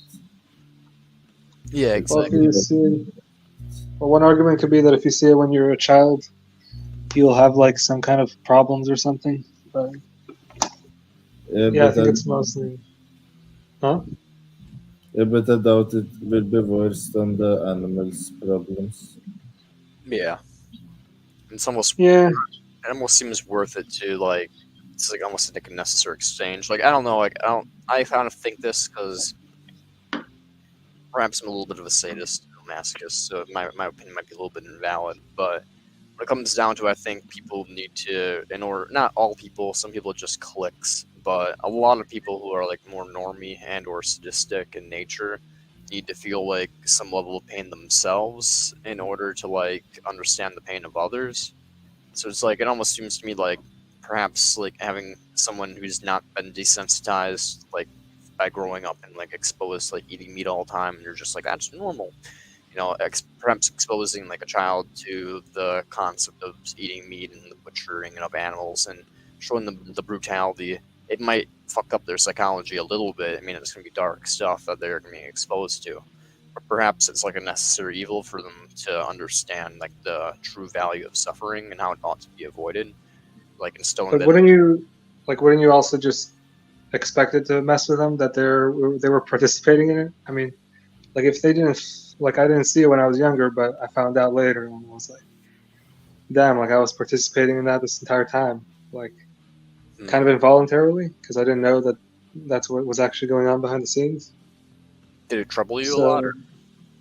Yeah, I kind of did. Okay, interesting. I'm psychopathic, so when I don't, nothing really troubles me. I basically went vegan because I felt, well, I guess things do trouble me, but not from like the traditional point of view. Like, I was troubled that I was being a hypocrite and like not consistent with my values, basically, and what I believed to be true. But I didn't actually feel bad about the animals being harmed, really. Like, I don't really feel bad about other things suffering. I'm a sadist, so basically I kind of get like pleasure or amusement from other things suffering. But I acknowledge I mean, that. when it's like because of you or something, or you were like kind of the reason why it happened, it feels different. I feel like, but yeah, I guess everyone's different. I see. Yeah, like if you're the one imposing, it's different than like observing it. Yeah. I mean, yeah, you're definitely right. I mean, I find both amusing in their own different aspects. The being a bystander to suffering is amusing in its own way, and the conflicting is just a power feeling. Again, being a psychopath is a weird phenomenon. Don't recommend it, but Yeah, that is kind of weird. Maybe not that good. no, it's not. It's something that's been programmed into me at my birth. But I fight It kind of against. sounds like I feel like I've heard Destiny saying something really similar in the past. Like, yeah, I'm a psychopath. I watch kids dying and stuff. I don't know. Oh well, I don't do that for a fun time. But if I were to watch a kid die, I'd probably just be like, "Oh, really do be." Like I've watched the mosque shooting that happened a couple of years ago. That everybody was like, "Holy shit, that's brutal as fuck," and I was just smiling the whole way through, like, "Dang, that person's brain just got splatted," like shit like Hmm. that. Like my brain is just morbid as fuck. I don't feel guilty for thinking violent thoughts or imagining violent things or seeing violent things and taking amusement from it. But Well, when you see it, it's kind of like you can be. There's like a element of like you're separated from it. You're not really. It doesn't help if you're like upset about it or something. But usually in real life, people have attachments to people around them. So if they see violence, they'll react. oh, indeed, Maybe, yeah, yeah, maybe you'd react differently in a real life scenario. But yeah, I don't know. it depends on my level of care for the person. I've had a person that I've actually loved in my life like only once, and that person I feel like I would genuinely. They're dead now, but when they were alive, I would have genuinely felt bad if they would have been through anything. Like I would feel their pain. For most people, on the other hand, I don't have effective empathy for most people. Most people, it's not really there. Um, Hmm. I kind of just my brain just like when there's like a stressful situation or something that's like out there, my brain just kind of like flips into like this like overdrive of like turning off emotions. So like even in like weird situations, like my cat here, Mr. Marco, uh, bit my mom's hand a, like a year ago when my uncle brought his dog over and my mom was holding Marco and it freaked out. But yeah, she was bleeding fucking like literally everywhere. Like it was just like he bit down like almost onto an artery or some shit. There's so much blood, Yep. and I was basically just like, "Oh shit, my mom's bleeding, and she's freaking out. Like, do be. I guess I'll go get a napkin or a washcloth." And I just like grabbed like a washcloth and I was like pressed it against her like hand like that. Like I'm just big chilling the whole time. Like it really do be just stay calm. So I mean, that could be better than freaking out with them. Like that might be worse for them. yeah, exactly. It's like a But survival that's been like baked into history of like a lot of different cultures for like warrior reasons and stuff like that. It's unfortunate that yeah, those I think it's are propagated. it's a good to remain calm. There's a lot of benefits. There's both. There's a lot of benefits as well as downsides to stuff like that. Like like surgeons, I heard ex- they don't experience that much uh, sympathy if they would it would be hellish for them to cut people off while they're still alive.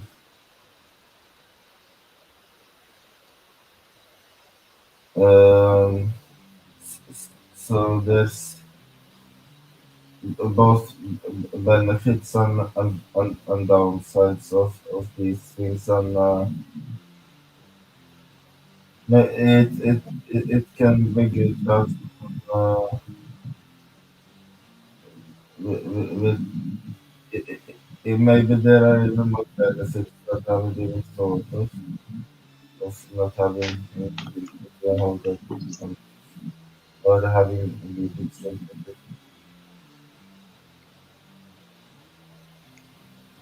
Hmm. I think it's good to be. I mean, there used to be that website called like Live Leak or something, but they took it down. But it used to like have a lot of graphic kind of footage and stuff. So I've talked to like a lot of people who've seen that. Live Leak? I think I've been on there. Is that the one with like the girl that has like a pitchfork through her like body or whatever? It had like a lot of different graphic videos and stuff. It was kind of like an archive of a lot of different stuff. And One time they even had one of my riffs on there. what did they have? One of my riffs on there. It was like a No, that long. would be too crazy. But we're talking about the less. Just kidding. But yeah, they had like the worst things ever, pretty much on video, like from like terrorist attacks, kids dying. I don't know, like all this weird stuff. But it got taken down, I guess. No, I'm not even gonna say that was with the crack a dark joke.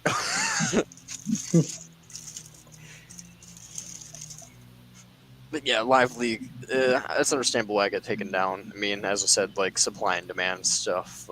If there's advertisements on the website, I'm pretty sure if I remember right. So it's like, people are getting revenue for posting like violent images to some extent or another. So it's like Were they getting revenue? I imagine to some extent. I mean, if there was ads, there was probably some level of revenue. But maybe the creators weren't getting it because it was too fucked up. I don't know. That's true. I think it was kind of like the creators, the people that like people that posted probably didn't get any revenue, but people who hosted the site probably did. And I don't know if they like did anything to like propagate like the violence or whatever, but I know like yeah, either way it is frowned upon to like share violent videos, especially considering like social points I guess are maybe a little bit different than like actual money, but like people do a lot of weird shit for clout, just for like fame and being known. Yeah. It's kind of a weird situation with that website now that it's not there anymore. Yeah. Because like a lot of people, they've probably been traumatized by seeing those videos, and yeah, it's not really available anymore. So people in the newer generation will get traumatized from other videos from other websites. Yeah, imagine your violence on the internet. It's only going to get worse in the future. It's going to be some like Orcs and Craig shit. It's a dystopian book. I highly recommend people read it. Well, it got much better considering Live Leak isn't there anymore. Probably the violence on the internet is like reduced because of that. Yeah, on the surface web for sure. But yeah. Alright. I'm going to be right back. I'm going to take a smoke break, but I'll let you guys talk a little bit. How far am I into my paper? Ooh, okay. Alright, sounds good.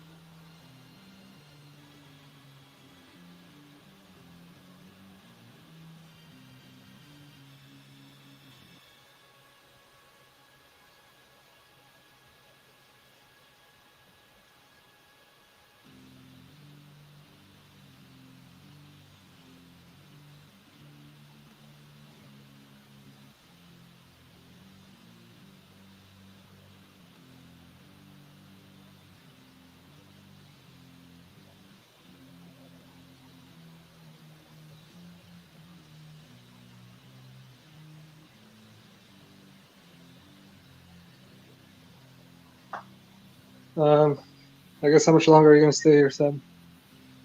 I will stay on for a while, but maybe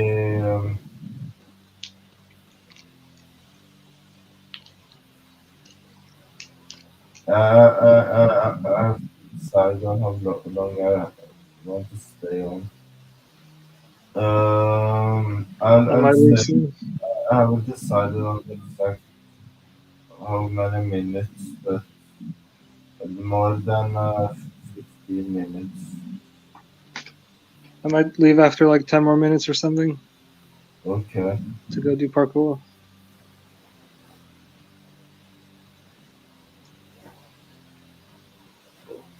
Nice, but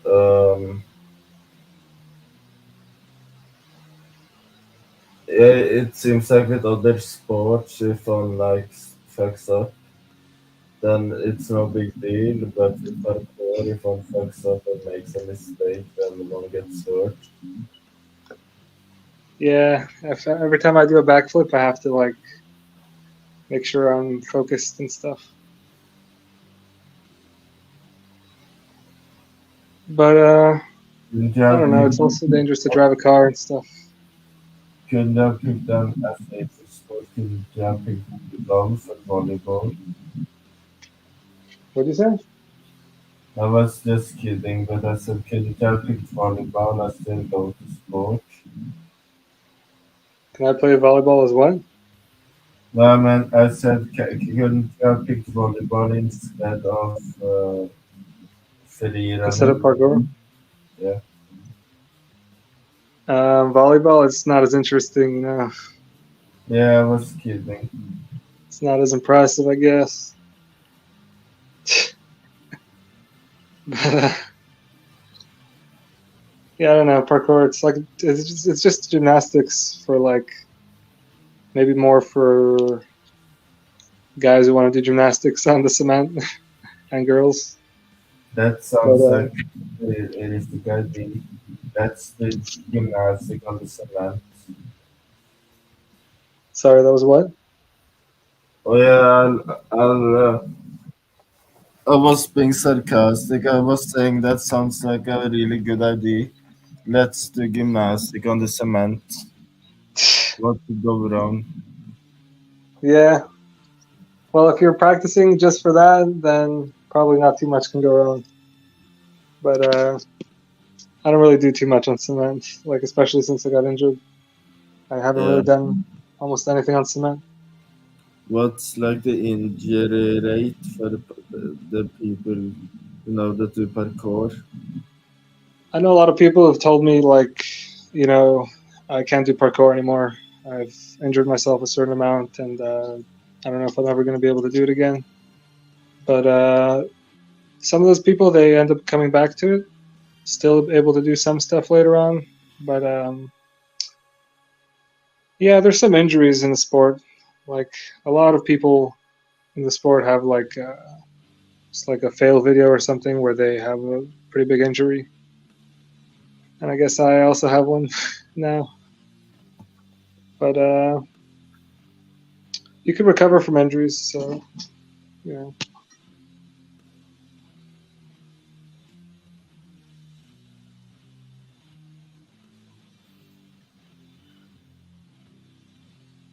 Hmm. So the ankle, it's how is the ankle now? By the way, do you sometimes feel some pain? Sorry, what did you say? I was asking about the previous injury, the one I made a YouTube video of. If do you sometimes feel some pain in the In the ankle? knee? Oh Oh, the yeah, ankle. fuck. Was the knee? Was it the knee? Yeah, I mean, honestly, my ankle, it didn't really have any damage from that, surprisingly. But I like landed with all my weight on my right knee, which Oh is yeah, good my because memory malfunctioned. huh? My memory wasn't correct. I Hmm. thought it was the ankle, but it was the knee. Yeah, mostly it was the knee, at least from what I felt. And like my right knee was pretty much in pain for a while after that, but I And just kind of rehabilitated it. yeah, that's good. Yeah, at this point I can do like almost everything I was able to do before the injury. It's just I don't Almost. want to do. Oh, I yeah, don't want to so do the same thing I did when I got injured. there are some things you want to out of fear. Well, now I'm a bit more scared of doing high front flips because I got injured doing them. So now I'm like, that's the one thing I'm not really messing too much with. But other things like doing backflips and backflip off the wall, I think I can do it at this point. But it's like I did something similar. I used to do longboarding, and I would just skate down hills, and I would progressively make the hills longer and longer. But it came a point where I had to challenge myself, and sometimes I thought to myself, this is a bad idea. I could get hurt while doing this. So what were you doing? Longboarding. Hmm. Did you hear everything I said, by the way? Yeah, but you were saying you were going faster and faster, or it was like something else was dangerous about it? I had to progressively increase the hill I longboarded from, Oh yeah. the steepness and how big it was, and eventually I thought this is risky. If I So it was a big continue, hill. I will probably break a bone. But Wait, so yeah, you went down a big hill and you did get injured? I got slightly injured, but not too much. Not Hmm. and just some scrapes. Yeah, sometimes you're able to get away with that, but it depends how you land and how smart you are and how bad of a fall it was. Yeah, but when I did longboarding and stuff, it was mostly as a kid that I would. Or I mean, it was entirely as a kid. I just stopped eventually. Yeah, because it was too dangerous, or Yeah, it was. yeah, I don't like skateboarding to be honest. Like with parkour, I have more control over what's happening, but I don't know with skateboarding. Like I don't know. Like I've seen so many bad things happen to people on the skateboard. My brother broke his leg on a longboard. Pero Yeah, I que just want to son- break things. What were you saying?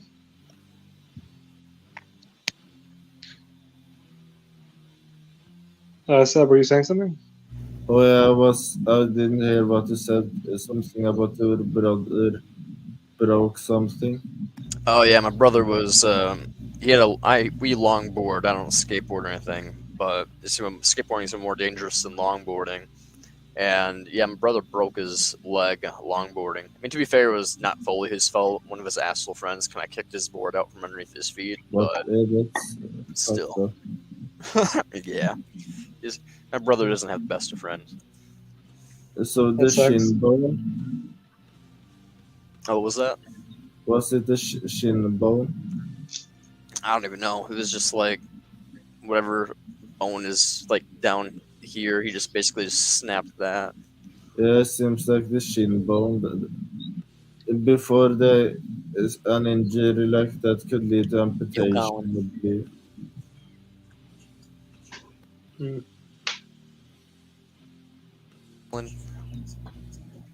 It's okay. She's trying to help you if you're spelling. What leg bone did you break again? That one up down there? Yeah, when you like broke your leg when that asshole kicked the longboard out from under you. That one you just broke like the part down here, or oh, the growth plate. He broke his growth plate. That guy's an asshole. Yeah, fuck that guy.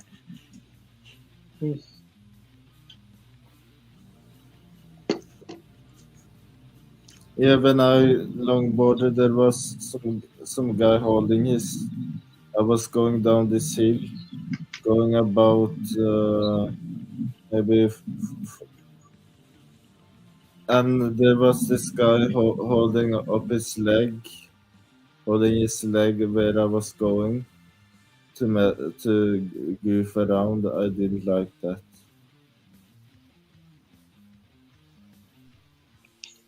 Yeah, But sounds like he's trying to make you crash. yeah, just kicking the long ball. What was his friend really expecting? Pretty much, yeah. It's like, what do you expect to happen? Like, oh, I'm just gonna float to the ground. It's like, nope, it's gonna hurt. Yeah, when you're doing parkour, you have to make sure you're doing it with good friends, because if somebody tries to screw you over doing that, like if you're jumping from one building to another and your friends like messing with you or something. Yeah, it's a good way to Yeah. become a corpse or a couple limbs broken. Yeah. You do parkour? Or? Yeah, I've done it for a couple of years, Hmm. but I kind of got injured, so I'm like sort of getting back into it now. What's your motivation just for doing parkour? I used to be motivated to like spread veganism or antinatalism or something, but I don't know. Nowadays, I feel like it's more of just a good way to get some exercise done. It's like it's pretty stimulating. I can like run around and jump and stuff and get really tired without it being super boring, like in a gym. So it's like I don't know. Maybe my motivations have changed, so I don't know how to answer that question as much. No, that's fair. That's fair. Yeah, I was just kind of like, I'm wondering. I'm like, from a negative utilitarian standpoint, I'm like, what would be the motive to do parkour? Because like, I have tattoos, and I got tattoos before I was a negative utilitarian, and now I'm just kind of like, I don't even really have the desire to like finish my tattoo anymore because I'm just kind of like, why put this art in my body anymore? Why go through the unnecessary pain of it? Because I should maybe deny the aesthetic value of my tattoos. Yeah, I It's definitely like, feel like I've started thinking more of just parkour as something I do for myself. Like, it's probably good for my mental health. It's good for my general health. Like, it's just good, easy exercise that I could do. Like, I don't really see myself doing other types of exercises, like lifting weights every day. I feel like maybe for like 2 days, but then after that, I would just quit because it's too boring. no, But I with feel parkour, that. it kind of works. Plus, you can get injured doing like weights and stuff as well. So it's like, why not just do parkour? That's true. Yeah, you can get injured by like trying to lift a weight that's too heavy, which some weightlifters do.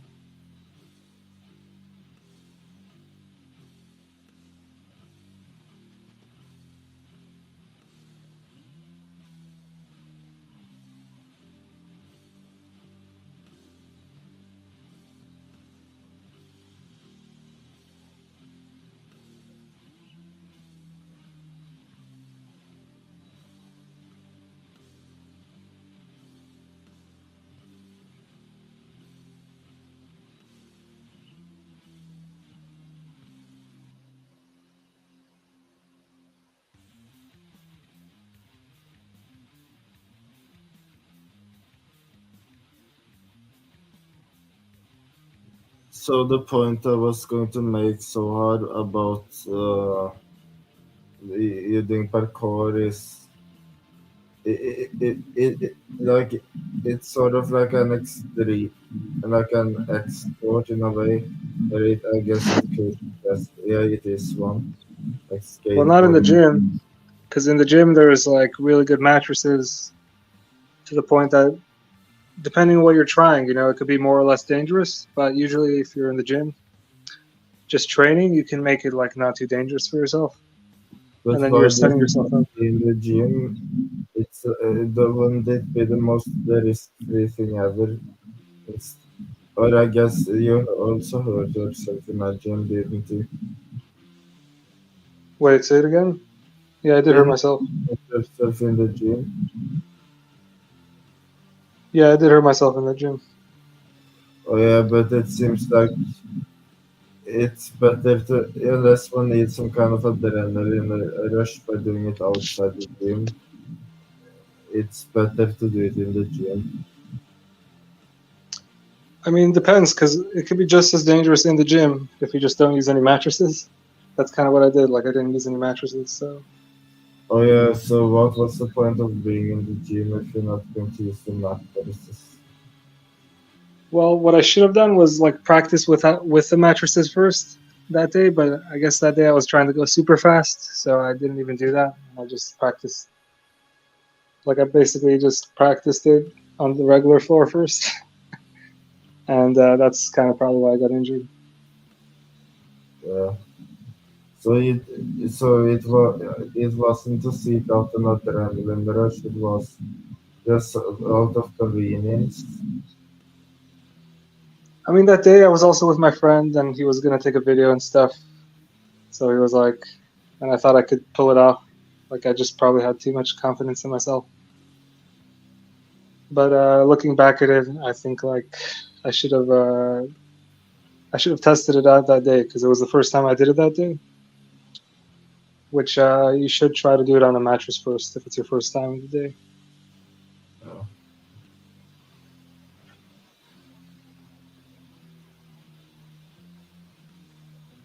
But yeah, you make mistakes and you learn and stuff. I don't know. In some ways, I got kind of lucky. Like I landed on my feet and I took most of the impact on my knee, which means I only got like a minor concussion or something.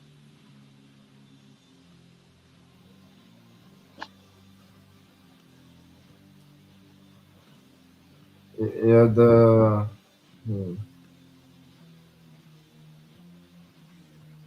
there are certain ways one learns how to fall to like that you do when you do parkour. You have to roll to spread the impact too. Yeah, that And helps a lot. Like if you oh, don't roll to spread the impact, then you can get really hurt sometimes. have you seen those Shaolin monks just jumping high off the ground and then landing on their backs on the asphalt, the concrete? Yeah, you know, with stunts, like sometimes it's realistic and sometimes it's not. And realistically, you shouldn't fall on your back on the concrete. Yeah, but is that also a technique you learn to if you do fall to spread the impact and be flat? Yeah, but if you're just sliding on your back, then you're probably not spreading the impact properly. Because to spread the impact, you have to roll, or you have to land kind of facing forward. You could still do it facing like backward, but you can't. You have to be rotated less so that you don't splat right on your back. You Yeah. have to land on your feet and then like take a certain amount of impact with your feet, and then you can like roll to your back and hope that you'll be fine. But yeah, with back flips from really high, it's kind of different. Like parkour athletes don't do that quite as much as front flips from high. Yeah.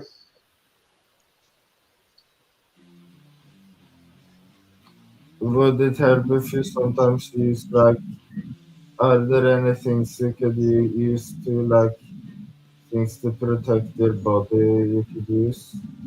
Like I think I said you should use helmets and stuff. Yeah, most parkour athletes don't use a helmet, but if you're doing it on cement, like I think I kind of agree with you that you should use a helmet, but at the same time, like I don't know, once I know how to do a trick, like if I know how to do side flip, it doesn't really matter if I do it on cement or on grass, like I can do it. I know it's not gonna go that wrong. So even if I do it on cement and it goes way off, like I'm usually prepared enough on cement that it can go a lot. It doesn't have to go exactly as I planned, pretty much, and I'll still not get that hurt. But yeah, I've gotten hurt on cement. Like I did a backflip on cement, and I like landed on my wrists, and I hurt my wrists a little bit once.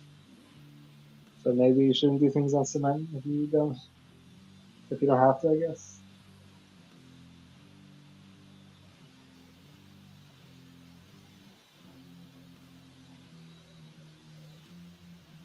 But yeah, I might have to leave the screen too. Okay.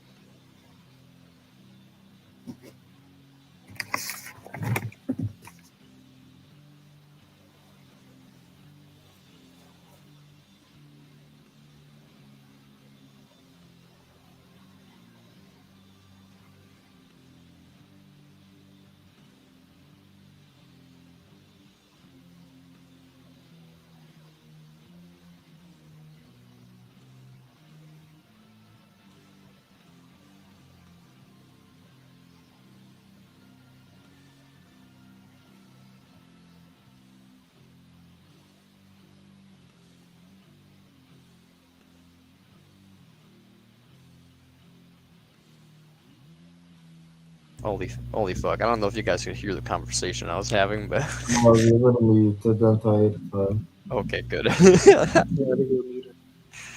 My brother was just talking about clothes and like pimping and getting bitches and shit, and I'm like, God damn it, I hate being alive. Nice. He's all about clout and stuff, and I'm like, I hate. Trying to convince me to move into the basement here because this is technically his room, but he's off at college, and he's just like, yo, bro, I like your room more than this room. It's like, I'm like, why the fuck do you want to move into my room? It's like small. And it's just, I'm like, I like small spaces because everything is in arm's reach, bro. It's convenient. And he's just like, yeah, but like your room has a door, and like there's no door here. He's like, I want to fuck bitches, and I'm like, why the fuck am I alive?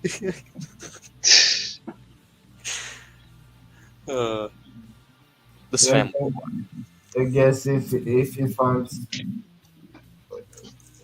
keen partners, even if he doesn't get them pregnant, if he finds enough, it will boost his confidence more, and he will eventually find some keen partner faster, which he could get pregnant too.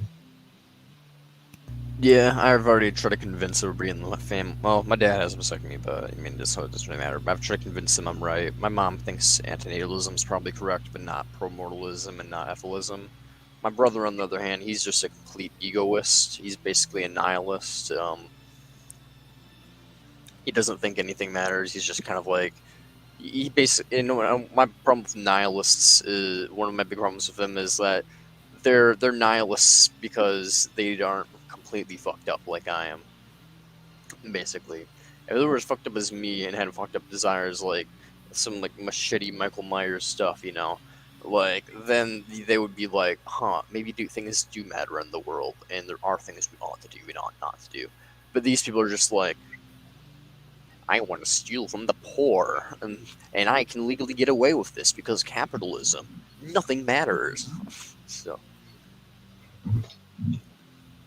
Yeah. yo, what up? She's done. Colin, I'm not going to read that. Colin, Christ. By Allah.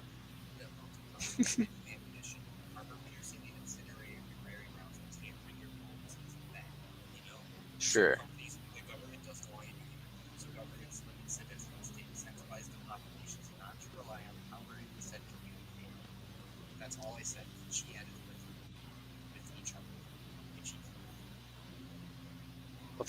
Whatever. It's like, okay. Yeah, I get it. It's dumb. It doesn't matter. But hey, Colin, it increases your page length, Colin. It increases your page length. Just chill the fuck out. You gotta be stoked about this. I'm literally trying to convince people that life is pain, and you're over here thinking I'm wrong, and you're bitching about this petty shit. No, that's what I'm saying. You're not even listening to what I'm saying, homie. I know listening to Mama's pain. I'm quite aware. Christ, I hate being alive. Sorry, I was getting some stuff ready. But yeah, I think I have to go. Okay. I'm sorry, I didn't mute my mic there, but I allowed you to hear the narration between what it's like in this household. Yeah. Yeah, you take care. Yeah. Well, I'm glad you could come on the podcast because I guess this is basically a podcast at this point. It was nice, good that you could come over, and it was a good job. Yeah, thanks. Yeah, I had a good time also. Nice. Yeah, I guess see you guys soon.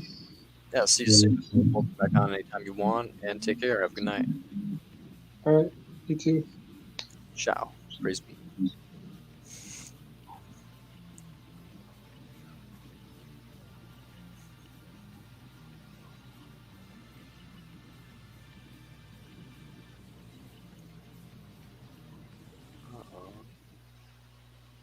I'm gonna quickly try to finish up this paper.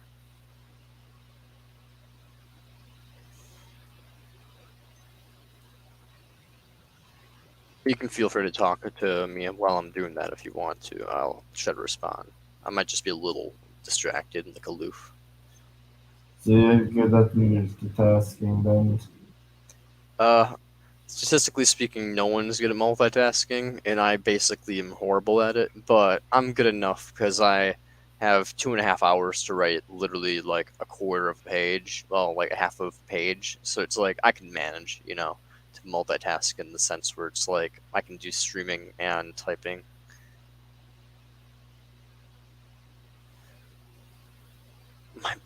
My mom is, my brother are just duking it out. They're constantly yelling at each other. They're never not yelling at each other. This home. That's why I moved out for 2 years. Just 2 years of being able to not listen to my parents and my brother argue was mint. The best thing would be to have headphones like you have on now. The second best thing is, oh no, the best thing would have been to never have been born. The second best thing would have been to his headphones. Amen. The future doing climate change.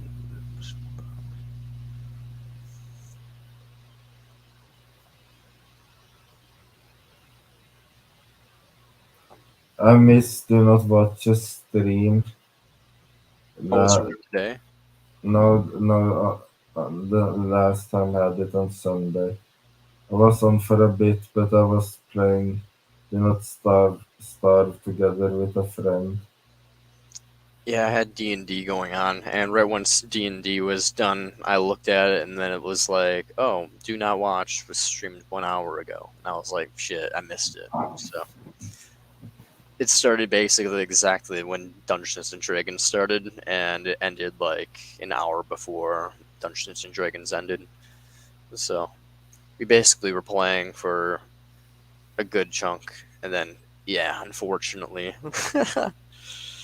yep, I didn't get a join in, but that's alright. I'll try to tune in one of these days. If he keeps on doing it on Sunday, I might not be able to join properly unless he does it before 1 o'clock in my time zone.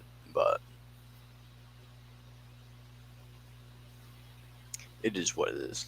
I'll try to catch up. I'll try to catch a live stream or two.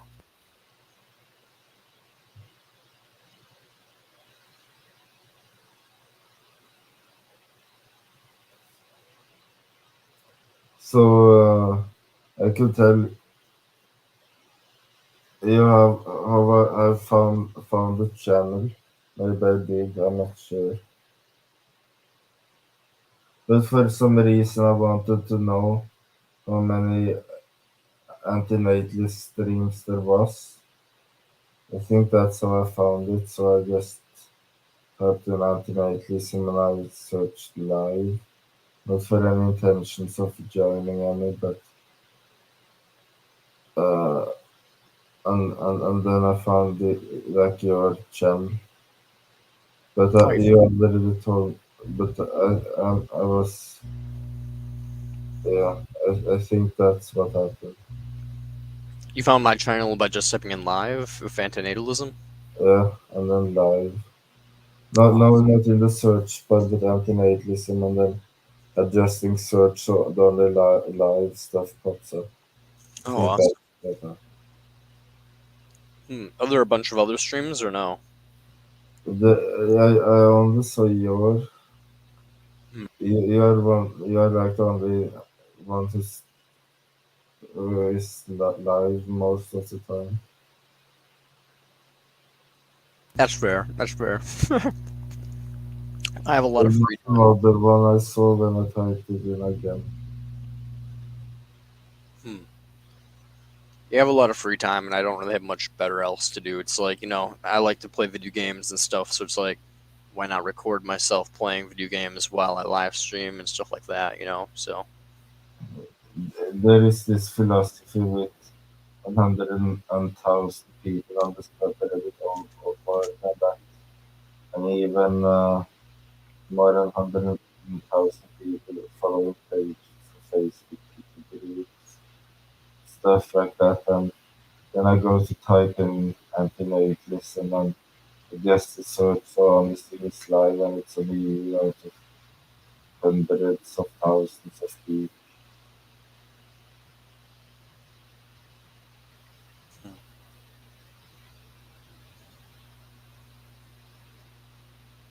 I'm getting some feedback and it's hard to understand you. I'm not sure why though.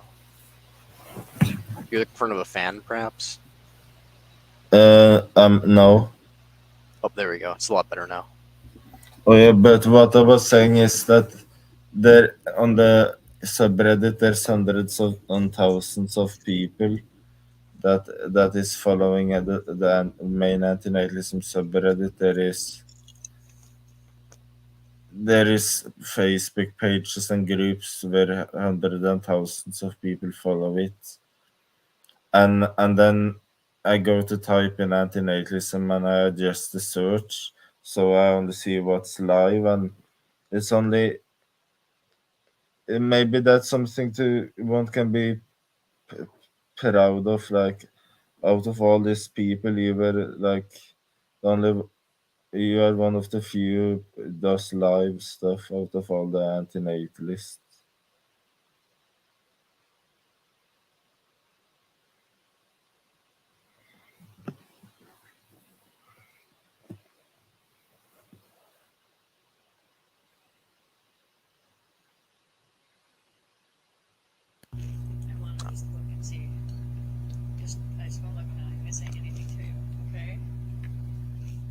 I'm not even done with my paper yet, so once I'm done with my paper, I'll let you look over it then, okay?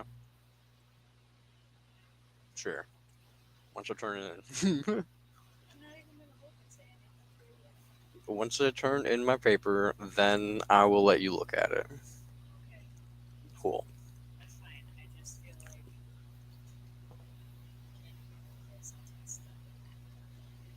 You know, neither can I. No, I'm just kidding.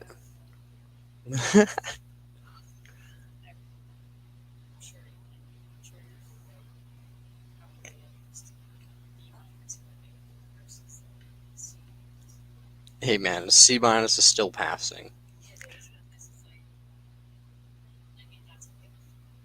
Hey, I believe it. He's got this. He's got this. He's got this.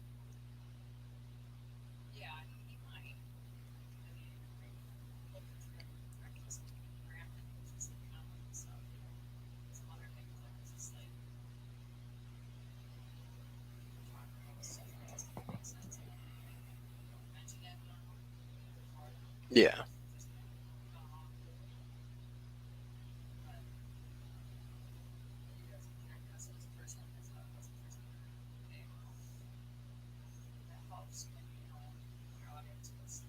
Yeah, I gotcha. I'm gonna get back to this though. Ciao.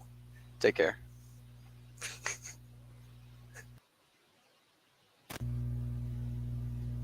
Uh, that was my mother. Now everybody on the stream has met my brother and my mother. Family drama. She wants to read my paper because she was reading my brother's paper just to see if, like, because Colin's my brother. I'm a narcissist, you know, but my brother makes my narcissism look like nothing. Like, I'm a vulnerable narcissist. He's a grandiose narcissist, and grandiose narcissism makes vulnerable narcissism look like it blows it out of the water, man. And so basically, yeah, he's just constantly bragging about how perfect this paper is, you know, and shit. And yeah, my mom wants to read my paper to be like, your paper is so much better than his. I'm gonna like, Yeah. no, my paper is not gonna be much better than his. It's gonna be like dog shit. So I'm like, yo, I'm gonna turn my paper in, and then I'm gonna let my mom deal with it, just to get the grade and be like, see, this is what the academic system's like, mom. It doesn't matter. So, oh yeah, so I thought She was interested in your future and education, but it's literally she wants to look at your paper and see how that is, just to punish her brother. Is that it? Kind of, but then I was like, no, don't even bring up don't even bring it up. And she's like, fine, I won't bring it up to your brother. And I'm like, fine, okay. So she basically just wants to prove it to herself, essentially. What she, I mean, hey, it's just family drama. Just wants to prove that her firstborn son uh, is just as skilled as the secondborn son, and he's not perfect. But to be fair, my brother is a cocky narcissist, so I mean, I don't want to do the same thing. But I'm just kind of like, fuck, I don't want to be dragged into this. I'm just hanging out in the basement. I hang out down here for a reason. It's to avoid drama.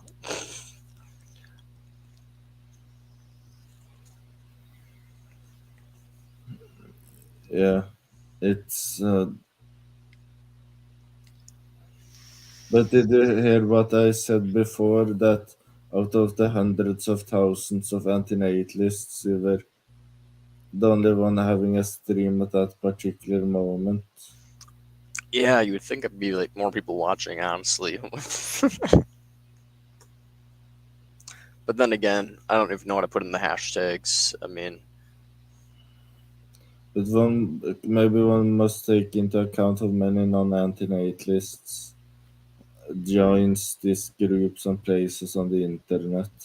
Maybe they're not all antinatalists, and maybe some people are using have different users to different Reddit accounts. hmm. I also suspect a lot of people have multiple accounts and are like subscribed to places on multiple things. Yeah.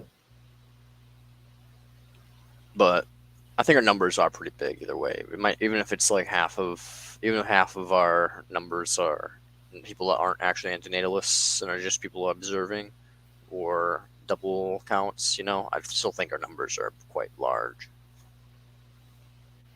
Yeah, a lot of people like what Imnandam is saying, but then again, they don't follow in his footsteps and decide to also make a video of their own. There's a reason why Imnandam uses YouTube, right? There must be some like the easiest way it could spread around. If you had used something like Facebook or something, it wouldn't be as easy. But YouTube has some features like one the video can be recommended, the video can up in the search bar stuff. The video can pop up in the feed after one is done with a video. The sidebar. I think that yeah. If to him there was something more useful than if Rumble was more useful in an alternative universe, I would probably use that instead. Mm.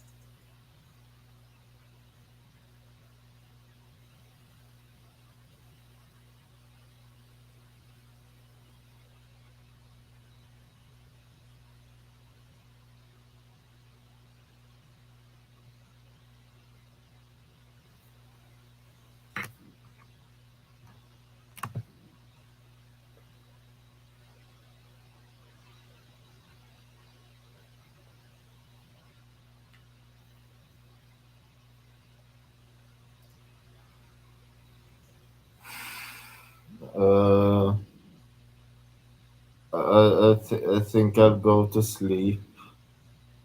I got you, my dude. You take care, Seb. You have a good night. Thanks. Bye bye. Bye. Ciao. Go back to typing. Back to typing away.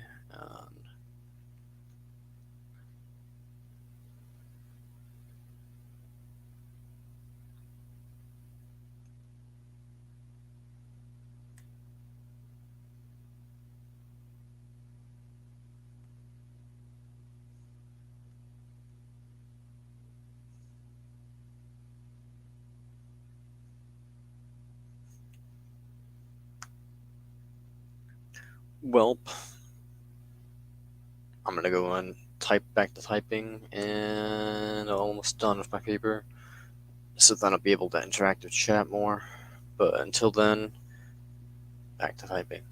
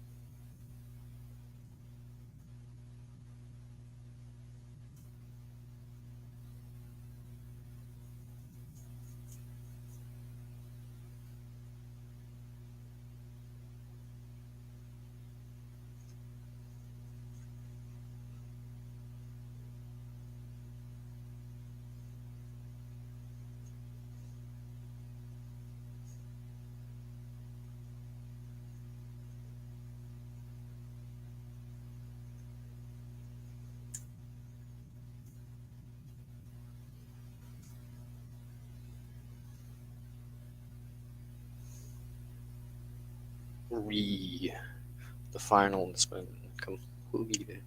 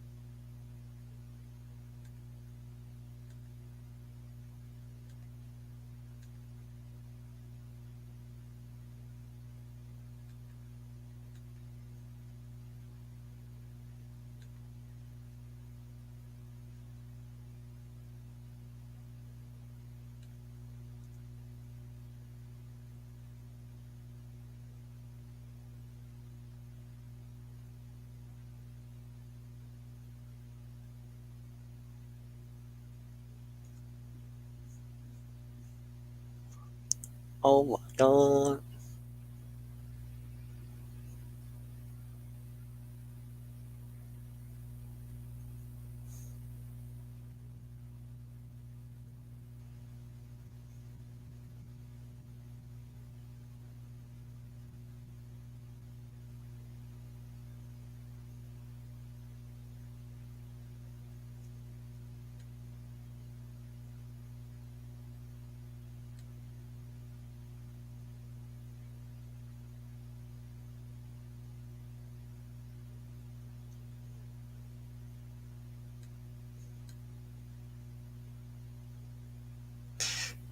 I am going to close the stream and then I'm going to start the stream up again. Yeah, but we're going to play Fortnite, so I'm going to change the titles and all that jazz. Yep.